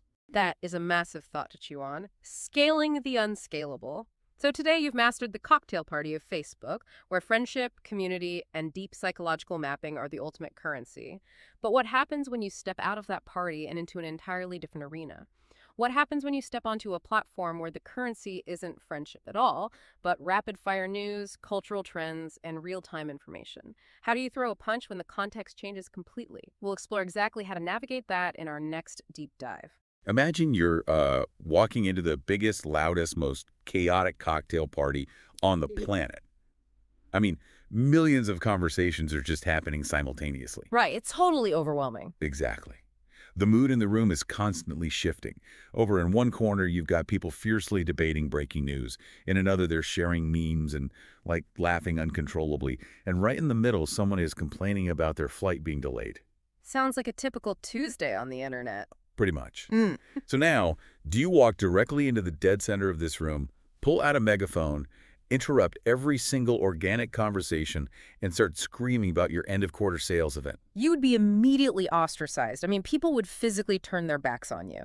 And if you kept doing it, you'd basically become the punchline of the party. And yet, when you look at how the majority of businesses operate on Twitter, that is their exact strategy. The megaphone, the interruption, just the complete blindness to the actual mood of the room. Yeah, it's wild. We see massive corporations with, endless marketing budgets committing this ultimate social faux pas every single day. And the most shocking example of this isn't even some outdated legacy brand trying to figure out the internet. A few years ago, the platform that literally invented this rapid-fire conversational ecosystem completely misread its own room. Oh, right. The Vine launch. Yes. When Twitter launched Vine, the 6-second video app, the launch generated incredible organic excitement. Millions of users were tweeting raves, experimenting with the tool, building community in real time. It was a massive cultural moment. It really was. And the corporate Twitter account, the architects of the platform itself, responded by acting completely oblivious to the party happening in their own house. Wait, what did they do again? Instead of jumping into the trenches, highlighting creators, or, fostering the massive emotional momentum, they just pushed out a barrage of dry, hyper-corporate PR announcements. Oh, wow. Yeah, it was all about their new partnership with the WPP advertising agency. They took out the megaphone. They completely ignored the user base just to, pat themselves on the back. Which is exactly the mystery we are solving today. In this deep dive, we're unpacking round 4, Listen Well on Twitter, from a pretty famous guide to social media storytelling. It's a masterclass, really. It is. So you are about to learn why succeeding on this platform isn't about pushing your message, but about seamlessly injecting your brand's voice into the conversations people are already having. Right. It's crucial. For anyone interested in business, entrepreneurship, or just the psychology of digital culture, mastering this art of real-time engagement is the difference between being a brand people actively ignore and a brand people actually invite to the party. It's a radical shift in operations. I mean, Right. we're talking about abandoning the broadcast mentality that has dominated marketing for the last century and embracing this posture of, radical proactive listening. Let's jump straight into the underlying mechanics of this philosophy. The core framework relies on understanding the difference between a jab and a right hook in the digital space. Yeah, the classic boxing metaphor. Right. Now, anyone operating in modern marketing understands the basic inbound versus outbound dynamic.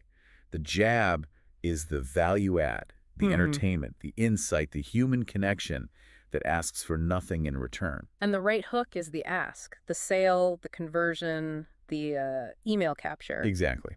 But what I want to challenge here is the idea that a good jab is universal.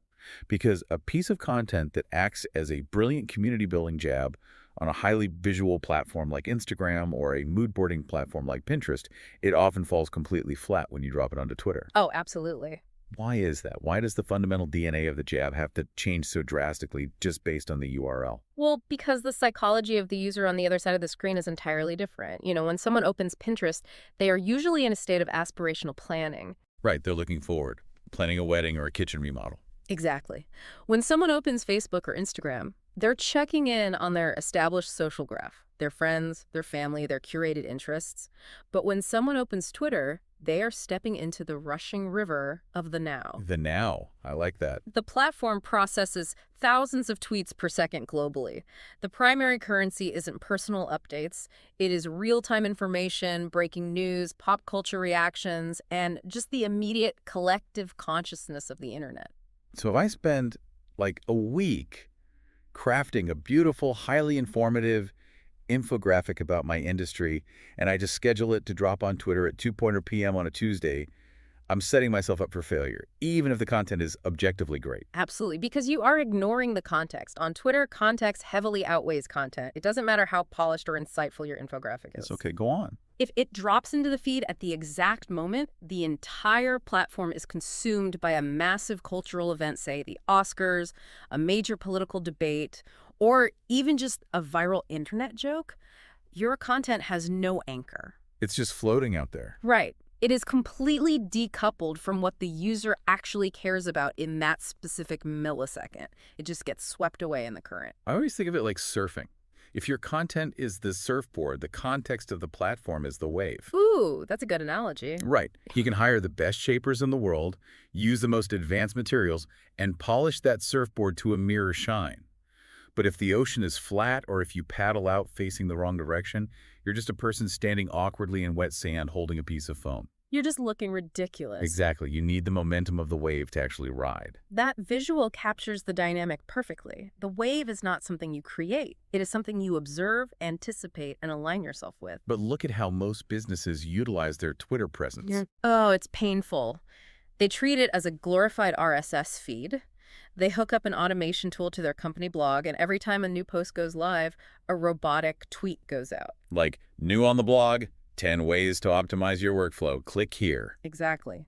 They are treating Twitter as a distribution channel for content created in a vacuum, completely divorced from the live, beating heart of the platform. Which leads right into the behaviors that actively destroy brand equity. If treating Twitter like a bulletin board is a mistake, there are other, far more toxic habits that businesses fall into. Definitely. Let's look at the ways brands misread the room and completely ruin the vibe. Yeah. The absolute worst offender, the one that actively repels followers, is what industry strategists refer to as birdie bragging. Birdie bragging. It is a phenomenal term for a deeply ingrained, highly destructive corporate habit. So what is it exactly? Birdie bragging is the practice of a brand dedicating the majority of its feed to retweeting compliments from its customers. Okay, but I have to play devil's advocate here for a second. If I hire a PR firm, the very first thing they tell me to do is establish social proof. Sure, yep. They tell me that consumers trust other consumers more than they trust advertising. So if someone tweets, just had the best customer service experience with brand X, why shouldn't I retweet that? Isn't that validating my business to all my followers? You're touching on exactly why this mistake is so prevalent. The logic sound if you're, sitting in a boardroom looking at traditional marketing principles. Right, it makes sense on paper. Social proof is a real psychological lever, but you have to analyze the mechanism of the retweet through the lens of the Twitter user's intent. Why did a user choose to follow your brand in the first place? Probably to get something out of it. Exactly. They didn't follow you to read a transcript of other people praising you. They followed you for infotainment. They want to be entertained, they want to learn something, or they want exclusive access to value. So when I force them to read a compliment directed at me, I'm actually stealing their time. You are consuming their attention without providing any value in return. It's an entirely self-serving action disguised as community engagement. Wow, okay. Let's return to the cocktail party analogy. If you're standing in a circle of people and another guest walks up to you and says, earlier tonight, Sarah told me I was the smartest person in the room, and then John said he absolutely loved my suit, how long are you going to stand there talking to that person? Oh, about 5 seconds before I pretend I need to refill my drink. It's insufferable. Exactly. Because it's an ego trip. Look at the Holiday Inn example from the source material. A major global hospitality brand. What do they do? Well, for a significant period, their strategy on Twitter devolved into aggressively retweeting fan praise. Had a great night's sleep. Retweet. Love the new pillows. Retweet. Yeah, that sounds exhausting to follow. It transforms the feed from a dynamic, interesting channel into a static, self-congratulatory echo chamber. It is incredibly boring. And on the internet, boredom is a death sentence. It also feels incredibly insecure. Like a brand that knows its value doesn't need to constantly prove that people like it. It just provides value and lets the market react. Spot on. Which brings us to the core problem with the push mentality. If we establish that businesses shouldn't just push links to their own press releases, and they shouldn't just retweet compliments to build social proof, what are they actually supposed to do? Right, the million-dollar question. Because Twitter is fundamentally a news platform. The stream is dominated by breaking events, industry shifts, and real-time reactions. If a brand can't just talk about itself, how does it participate in a news-driven ecosystem? By fundamentally changing its role from a broadcaster to a commentator, you have to become the DJ of the news. DJing the news. I love the framing of this, but let's break down the mechanics. What does it actually mean to remix information? It requires understanding the difference between raw data and narrative. Raw data, like the actual facts of a news event, is a commodity. Anyone can get it. Exactly. If a major tech company acquires a smaller startup, 50 different news outlets are going to tweet the exact same headline within 30 seconds of each other. Anyone can report the news. So you shouldn't just be the 51st. Your job as a brand is not to add the 51st identical headline to the stream. Your job is to take that raw data and filter it through your brand's unique perspective, your industry expertise, or your specific sense of humor. This reminds me of late-night television. You don't tune in to late-night comedy to find out what happened in the world today. Mhm. Everyone watching already has the internet in their pocket. They know the headlines. Right, they've been seeing them all day. They tune in to hear the monologue. They want to hear how the host is going to dissect the news, mock the hypocrisy of it, or reframe it through a comedic lens. Brands need to operate with that exact same mindset. You aren't breaking the news. You are providing the highly opinionated color commentary. And this requires a massive amount of internal brand clarity. If a company doesn't know exactly who they are, what their core values are, and what their specific tone of voice sounds like, they cannot successfully DJ the news. You can't filter an event if you don't have a lens. Let's look at a masterclass in this strategy. EA Sports FIFA. Right, the massively successful soccer video game franchise. They sell software. At the end of the day, their product is code on a disc or a digital download. But look at how they operated their social presence during the real-world Champions League semifinals. What do? They didn't flood the zone with tweets saying, "Play the semifinals in our game now. Click here to buy." They didn't throw right hooks. Oh, that's what a lot of gaming companies would do. Instead, they leaned entirely into the real-world event. When the matchups were confirmed, like Bayern Munich versus Barcelona, Borussia Dortmund versus Real Madrid, they tweeted out those exact real-world matchups and asked their community who will make the final. Let's unpack the psychology of why that specific jab is so powerful. EA Sports recognized that they share a Venn diagram with the real-world Champions League. The people who play their video game are, by definition, obsessive fans of the actual sport. Exactly. By tweeting about the real-world matches, EA Sports stepped out of the narrow transactional role of a software developer and stepped into the broader communal role of a fellow soccer enthusiast. They proved they care about the exact same things their audience cares about. They didn't ask for a dime, they just facilitated a conversation around a shared passion. But let's dig into the ROI of this. If I'm a cynical CFO looking at this strategy, I'm looking at that tweet and saying, okay, great, you got a bunch of teenagers arguing about Barcelona and Bayern Munich and the replies. How does that sell a $60 video game? It sells the game through the accumulation of brand affinity. It is the long game of the jab. Every time EA Sports acts like a fellow fan rather than a corporate vendor, they lower the consumer's defensive shields. They're building trust. They build emotional equity. When a consumer feels like a brand truly gets them and shares their cultural DNA, they don't just buy the product. They defend the brand, they advocate for it, and they default to it when the right hook finally comes. So when the ask actually happens. Right. If EA Sports spends 360 days a year acting like a premier soccer media outlet, providing high-value commentary and community interaction, then on the 5 days a year, they do throw a hard right hook like, the new game drops at midnight, pre-order here. The conversion rate is astronomical. Because the audience is primed to support the entity that has been providing them with free infotainment all year. Exactly. So the mechanism of DJing the news is about finding the intersection between your product and the culture at large, and then speaking natively about the culture. Yeah. You don't serve cubed cheese, the dry, boring facts. You wrap the information in a narrative that fits your brand. Exactly. Cube cheese doesn't sell. But everything we've discussed so far assumes the audience is already following you. EA Sports had millions of followers to talk to. What if you're a mid-sized business trying to acquire new eyeballs? How do you leverage a platform where you're essentially speaking into the void? This is where we transition from passive community management to proactive relationship building. Right. Because unlike the walled gardens of Facebook or LinkedIn, where you generally need a mutual connection or an established opt-in to interact with someone, Twitter is fundamentally open. You can just talk to anyone. Its architecture is built on asymmetrical follows and public broadcast. You can walk right up to a complete stranger and start talking. Which brings us to the most underutilized, highly potent weapon in the marketer's arsenal, Twitter search. It is the ultimate listening device. You have a global database of human thought, categorized in real time, completely searchable. You can monitor the exact conversations happening globally about your industry, your competitors, or the pain points your product solves. But hold on. I see a massive flaw in the way most businesses execute this.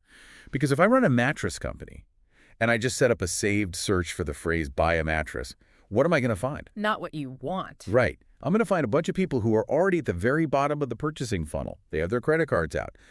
And because they're shouting their intent into the public square, my 5 biggest competitors are already in their replies offering discount codes.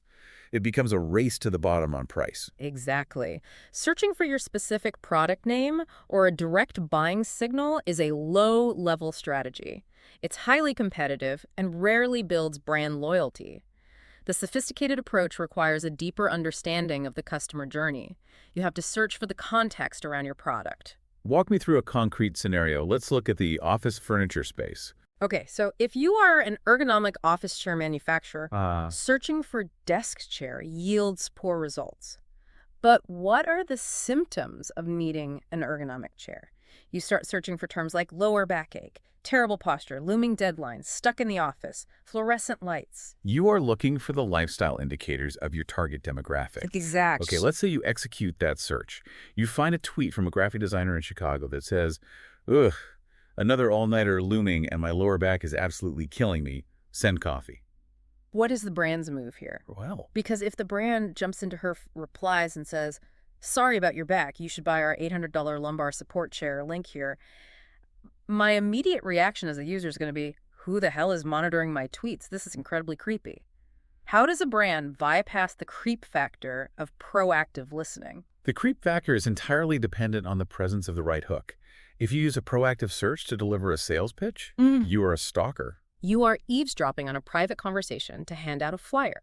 It violates the social contract of the platform. But if you use proactive search to deliver a pure jab, the dynamic changes completely. So what does the jab look like in that scenario? The brand replies with 0 links, 0 sales language, and 0 branding. They simply say, all-nighters are brutal. Make sure you are setting a timer to get up and stretch every 45 minutes. You've got this. Just a completely human moment of empathy. Precisely. Now, let's trace the mechanism of what happens next. The graphic designer receives a notification. She sees an encouraging reply from an account she doesn't recognize. Human curiosity takes over. She clicks the profile. She clicks on the profile. She sees it's an ergonomic furniture company. She scrolls through their feed and sees that they are constantly DJing the news, sharing great content about workspace optimization, joking about office culture, providing real value. She realizes this isn't a spam bot. It's a company that genuinely understands the struggles of desk workers. And instantly the creepiness evaporates. It evaporates because value was provided first. The brand initiated a relationship on the user's terms. They planted a seed of goodwill. When that designer finally decides her back pain is too much and she needs a new chair, which company is she going to research first? The 5 faceless corporations buying Google AdWords, or the brand that offered her genuine encouragement at 2 a.m. on a Tuesday? It's the law of reciprocity played out in micro-interactions.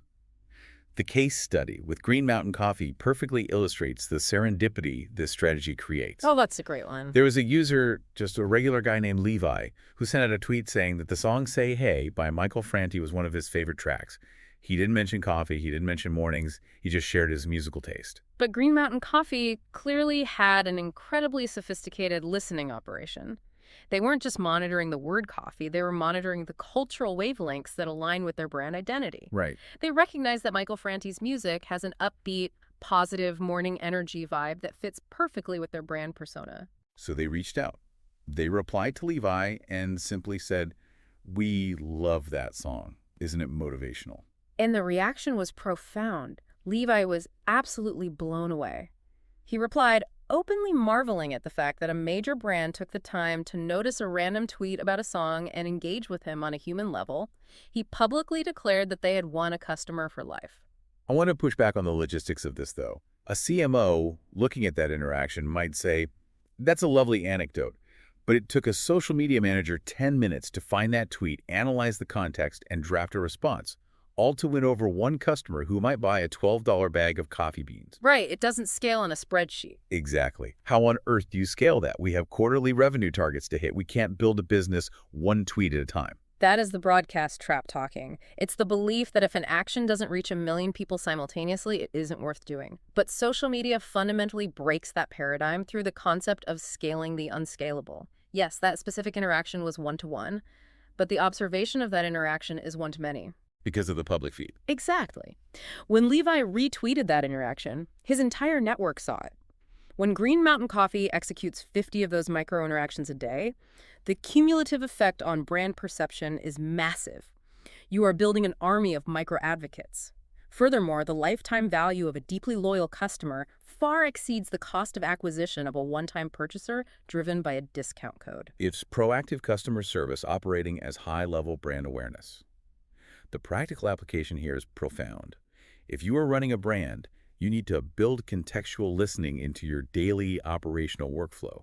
You shouldn't just be scheduling outgoing tweets. No, absolutely not. You need to brainstorm 20 keywords or phrases that relate to the lifestyle and the pain points of your target demographic. And you need to allocate a strict portion of your day to actively searching those terms and dropping pure, unadulterated jabs into those conversations. But as powerful as one-on-one engagement is for building deep loyalty, there are moments when a brand needs to capture massive, sudden reach. You need to be able to ride the tidal waves of attention that the platform occasionally generates. And that brings us to the high-wire act of trend-jacking. Trend-jacking. This is where the risk-reward ratio of Twitter gets cranked to the absolute maximum. For those unfamiliar with the mechanics, Twitter curates a real-time list of trending topics, hashtags, breaking news events, viral memes that are currently dominating the platform's global or regional conversation. Trend-jacking is the strategy of pivoting your brand's messaging to intercept that massive organic traffic. It's a highly efficient strategy when executed flawlessly, right? Because the culture is providing the momentum. You don't have to spend a fortune generating a wave. You just have to ride the one that's already breaking. Exactly. It gives your creative team a framework to operate within. But the margin for error is razor thin. It is so thin. Because if you force a connection, if you try to hijack a serious or unrelated cultural moment to sell your product, the blowback is immediate and brutal. People will tear you apart. The community will actively punish you for trespassing. We have to dissect the anatomy of a successful trend jack versus a catastrophic failure. Let's start with a brand that consistently operates at a masterclass level. Taco Bell. Taco Bell's entire social strategy is built on a deep, almost anthropological understanding of their core demographic. They know they are the late-night fourth meal destination for a younger, highly online audience. So a hashtag begins trending organically on Twitter. Hashtag thoughts in bed. Now, most corporate legal departments would look at that hashtag and immediately issue a red alert. It feels too personal, potentially inappropriate, and completely disconnected from selling tacos. A traditional brand sits that out. But Taco Bell's social team recognized the cultural wave. How did they jump in? They trend-jacked it with surgical precision. They tweeted a single text-only sentence, hashtag thoughts in bed Taco Bell, I need you. It's brilliant because it is entirely native to how their audience speaks. Exactly. Let's analyze the mechanism of why that works. First, it aligns perfectly with their late-night brand identity. People actually do lie in bed at 1:00 a.m. craving fast food. Second, it adopts the slightly dramatic, confessional tone of youth internet culture. It sounds like a real person. It doesn't sound like a corporation wrote it. It sounds like a hungry college student wrote it. The result was massive. Over 13,000 retweets for a piece of content that cost exactly $0 to produce. Because the connection wasn't forced. It made narrative sense. It was a seamless pivot. Another brand that executed this brilliantly, requiring a bit more lateral thinking, was Seven for All Mankind, the premium denim brand. This is a perfect example of looking beyond the obvious. The television sitcom 30 Rock was airing its series finale. It was a massive cultural moment, heavily trending across the platform. On the surface, a luxury jeans company has absolutely zero narrative overlap with a network television comedy. Right. If they had just tweeted, sad to see 30 Rock go, buy our jeans, it would have been heavily mocked. It's a blatant, clumsy right hook. But their social team found the connective tissue. They recognized that the show had run for exactly 7 years. Their brand identity is anchored to the number 7. They utilized that numerical coincidence to craft a tribute to the show, smoothly injecting their brand's specific aesthetic into the cultural goodbye. It proves cultural literacy. It signals to the audience, we aren't just an apparel manufacturer, we are paying attention to the same cultural milestones you are. Yeah. It's an incredibly sophisticated jab. But when trend jacking goes wrong, it is spectacular to watch. Oh, it's terrible. We have to talk about the golf pigeon disaster. This case study should be mandatory reading for every digital marketing executive because it highlights a fundamental misunderstanding of how social media metrics actually work. Golf Pigeon is a golf application. They were monitoring trends and saw that Lionel Messi, the global soccer phenom, was dominating the worldwide trending topics. Right, because he had just done something incredible on the pitch or broken a record or something that had the entire global sports community electrified. Precisely. The volume of traffic around his name was staggering. So Golf Pigeon's marketing team made a decision. They purchased a promoted tweet targeted at anyone searching for the keyword Lionel Messi. But the tweet had absolutely nothing to do with soccer. It was a direct right hook promoting their golf app. I want to break down the sheer arrogance of this strategy. Imagine I am a die-hard soccer fan. I'm sitting on my couch, my team is playing, and Messi scores a brilliant goal. I immediately pull out my phone, open Twitter, and search his name because I want to see the replays, I want to read the analysis, I want to share the adrenaline of that moment with other fans. Naturally. And the very first thing I see at the top of my feed is an advertisement for a golf app. How does any marketer justify that interruption? They justify it through the flawed lens of legacy metrics. They confuse the quantity of impressions with the quality of impressions. The marketing team likely looked at the data and said, there are 10 million people searching for Messi right now. If even 0.1% of those people accidentally click our link, we've driven 10,000 visits to our App Store page. It's a numbers game. But they are completely ignoring the brand damage. They're treating humans like cattle. Exactly. They failed to calculate the negative equity they generated. Yes, maybe you tricked a few thousand people into clicking a link, but you just actively annoyed and interrupted millions of highly engaged users. You forced your way into their living room and broke their context. There's just no overlap there at all. There is no narrative overlap between a breaking soccer highlight and a golf app. It was a selfish, clumsy right hook. You might reach a massive audience, but if half that audience now associates your brand with spam and interruption, you have actively destroyed your own market value. So the ironclad rule of trend jacking is this. Monitor the trends obsessively, but apply a ruthless filter. If a trending topic organically aligns with your brand voice, or if you can find a genuinely clever lateral pivot like 7 for All Mankind, strike immediately. But if the connection is forced, if you have to stretch the logic to make your product fit the moment, sit it out. Silence is infinitely more profitable than spam. Which brings us to the foundation required to execute any of this. Trend jacking relies on intercepting existing momentum. But to survive long-term, a brand must be able to generate its own momentum. You have to establish a distinct, unwavering brand voice, and you must master the native language of the platform, the hashtag. Yes.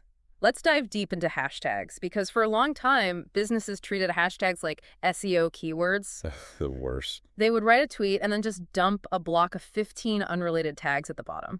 Hashtag business, hashtag synergy, hashtag marketing, hashtag success. It looks horrific. It proves you don't understand the platform. On Twitter, a hashtag is not just a sorting mechanism. It is the punchline of the joke. It provides the emotional context for the text that precedes it. A hashtag must feel native to the ecosystem, but more importantly, it must be authentic to your brand's established identity. The defining currency of modern digital marketing is authenticity. The consumer's radar for corporate pandering is more highly tuned than ever before. It really is. If you're a heritage B2B financial institution known for serious, robust economic analysis, you cannot suddenly adopt an ironic, hyper-online, meme-heavy tone just because you logged onto Twitter. It's the how do you do, fellow kids meme come to life. It's a corporation putting on a backwards baseball cap and trying to speak slang. It induces immediate secondhand embarrassment. You have to know who you are. Exactly. But here is the fascinating twist in the architecture of social media. We usually assume massive corporations have the advantage because of their endless resources. But when it comes to developing a truly authentic, resonant brand voice, small businesses and startups actually have a massive structural advantage. Why is that? Because they aren't bogged down by rules. They possess the two things large corporations fear most: agility and vulnerability. A Fortune 500 company's social media output is typically paralyzed by bureaucracy. A single tweet might have to pass through a copywriter, a brand manager, a PR representative, and a legal compliance officer. By the time it is approved, every ounce of human personality, risk, and humor has been systematically sanitized out of it. It becomes corporate speak. Exactly. A small business owner operates without that friction. They can tweet directly from the warehouse floor, they can react to the culture in real time. And they can be vulnerable. The author of the source material frequently talks about the power of self-deprecation. He's built a massive personal brand by openly admitting his flaws, talking about his failures, and making jokes at his own expense.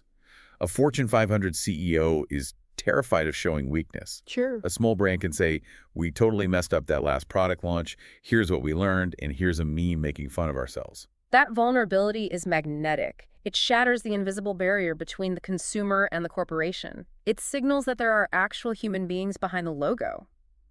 When a brand demonstrates self-awareness and humility, their jabs become exponentially more effective because the audience begins to root for them on a human level. It builds a foundation of trust. And trust is the ultimate prerequisite for conversion. Let's examine a brand that built an empire on mastering a highly specific, totally uncorporate voice. Chubby's Shorts. Chubby's is a masterclass in utilizing specific vocabulary to build a tribal identity. They sell a commodity, men's shorts, but they didn't market the fabric or the stitching. They marketed a hyper-specific weekend lifestyle. They built a lexicon. They created original proprietary hashtags. They didn't just use hashtag shorts. They created hashtag cargo embargo, which actively mocked the prevailing trend of long cargo shorts, establishing an enemy to rally their tribe against. And they created hashtag Esato, which stands for skies out, thighs out. It is brilliant branding because it is absurd, it is memorable, and it is completely owned by them. When you create a hashtag that specific, you own the entire vertical of that conversation. But they didn't stop at the text, did they? No, they paired this irreverent language with the native visual language of the internet. Meme culture. They didn't hire expensive fashion photographers to shoot models on a beach and link out to a boring product page. No. They tweeted a picture of a cat with an elaborate mustache painted on it, called it Pablo Picasso, and somehow tied that absurdity to the superiority of their shorts. Why does a low-fidelity cat meme outperform a high-budget fashion shoot on Twitter? Because high-budget gloss signals advertisement. It triggers the consumer's defensive shields. A low-fidelity meme signals entertainment. It feels native to the user's feed. It feels like something a friend would send them. Chubby's understood that their demographic valued humor and absurdity over polish. They successfully disguise their marketing as pure internet culture. Another brand that uses native internet formatting brilliantly is Skittles. They are masters of the evergreen hashtag. An evergreen hashtag isn't tied to a specific fleeting cultural event like a television finale. It is a recurring structural joke that exists permanently within the platform's culture. Skittles utilize the native hashtag pro tip. For context, on Twitter, hashtag pro tip is almost always used sarcastically. You use it to offer terrible advice or incredibly obvious observations. Skittles adopted that format perfectly. They tweeted, if you want to hide something, put it next to a pack of Skittles. Nobody will even notice it's there. Hashtag pro tip. It is a flawless execution of a brand joke. They are utilizing self-deprecation, joking that their candy is so distracting that it renders everything else invisible, and they are delivering it via a syntactic structure the audience already uses and understands. So smart. It doesn't ask the user to learn a new corporate slogan. It simply injects the brand into an existing cultural joke. If a brand can consistently generate that level of micro-entertainment, their lifespan on the platform is effectively infinite.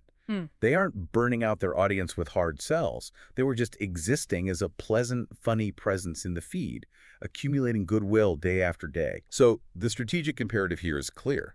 You must develop a distinct voice and protect it fiercely. Do not attempt to mimic a competitor whose tone doesn't fit your reality. If you are selling high-end enterprise software, your version of a jab might not be a cat meme. It might be a contrarian take on a new industry regulation, delivered with sharp wit and deep insight. The format changes, but the goal remains the same. Be human, be highly contextual, and prioritize the audience's experience over your own desire to pitch. It fundamentally reorients the relationship. You stop acting like a carnival barker trying to drag people into your tent, and you start acting like the most interesting guest at the cocktail party. We have dissected a massive amount of strategy today. We have moved from the foundational understanding that Twitter demands context over content to exposing the deadly sins of pushing links and birdie bragging. We explore the necessity of becoming a DJ the news, the immense proactive power of Twitter search, the high stakes of trend jacking, and the absolute requirement of an authentic, vulnerable brand voice. It is a complex ecosystem, but if we pull back and look at the underlying architecture of all these strategies, whether it is EA Sports analyzing soccer matchups, Green Mountain Coffee finding a music fan, or Taco Bell relating to late-night cravings, there is a single, unified mechanism at play. I want to distill this down. If a listener takes only one philosophical shift away from this entire deep dive, what is the ultimate truth of operating on this platform? The ultimate truth is this. Twitter is not a megaphone. It is the world's most powerful listening device. The soul of this entire strategy dictates that if you want to be heard in a saturated, noisy digital world, you have to stop shouting your own name. You have to listen. You must adopt a posture of radical listening. You have to tune into the specific rhythm of the cultural zeitgeist. You have to understand what your audience actually cares about in this exact millisecond. And only when you have proven that you understand the music, only when it makes flawless narrative sense, do you smoothly inject your brand's unique lyrics into the ongoing song. You earn the right to throw the hook. You must earn the right to throw the hook by proving, through 1,000 tiny jabs, that you are actually listening to the conversation. You cannot demand attention. You have to pay the toll of entertainment to earn it. We've established how to listen, how to remix the narrative, and how to survive the relentless, text-driven speed of Twitter. But the digital landscape is vast, and the rules change violently from platform to platform. What happens when you have to strip away the snappy text entirely? What happens when your survival depends purely on glossy, aspirational, highly curated visual storytelling? That's a whole different game. It really is. In our next deep dive, we're going to pivot entirely and explore how to glam it up on Pinterest, transforming beautiful aesthetics into serious, high-converting business. But before we get there, I want to leave you with a lingering thought about the future of this entire ecosystem. We have spent an hour discussing the absolute necessity of human vulnerability, of serendipitous connection, of native humor. But we are rapidly entering an era where artificial intelligence can monitor trends, generate contextual responses, and mimic brand voices at scale in milliseconds. Which changes everything. If a bot can perfectly execute a flawless, empathetic jab regarding a user's lower back pain, does authenticity still matter? Or is the perception of being heard just as valuable as actually being heard? Think about that the next time a brand makes you smile on your timeline. What you just listened was the beginning of a full audio, way longer, explaining every single chapter of the book. If you would like to keep listening to the end and access to the full audio, you can access it with the link down below in the description and in the pinned comment.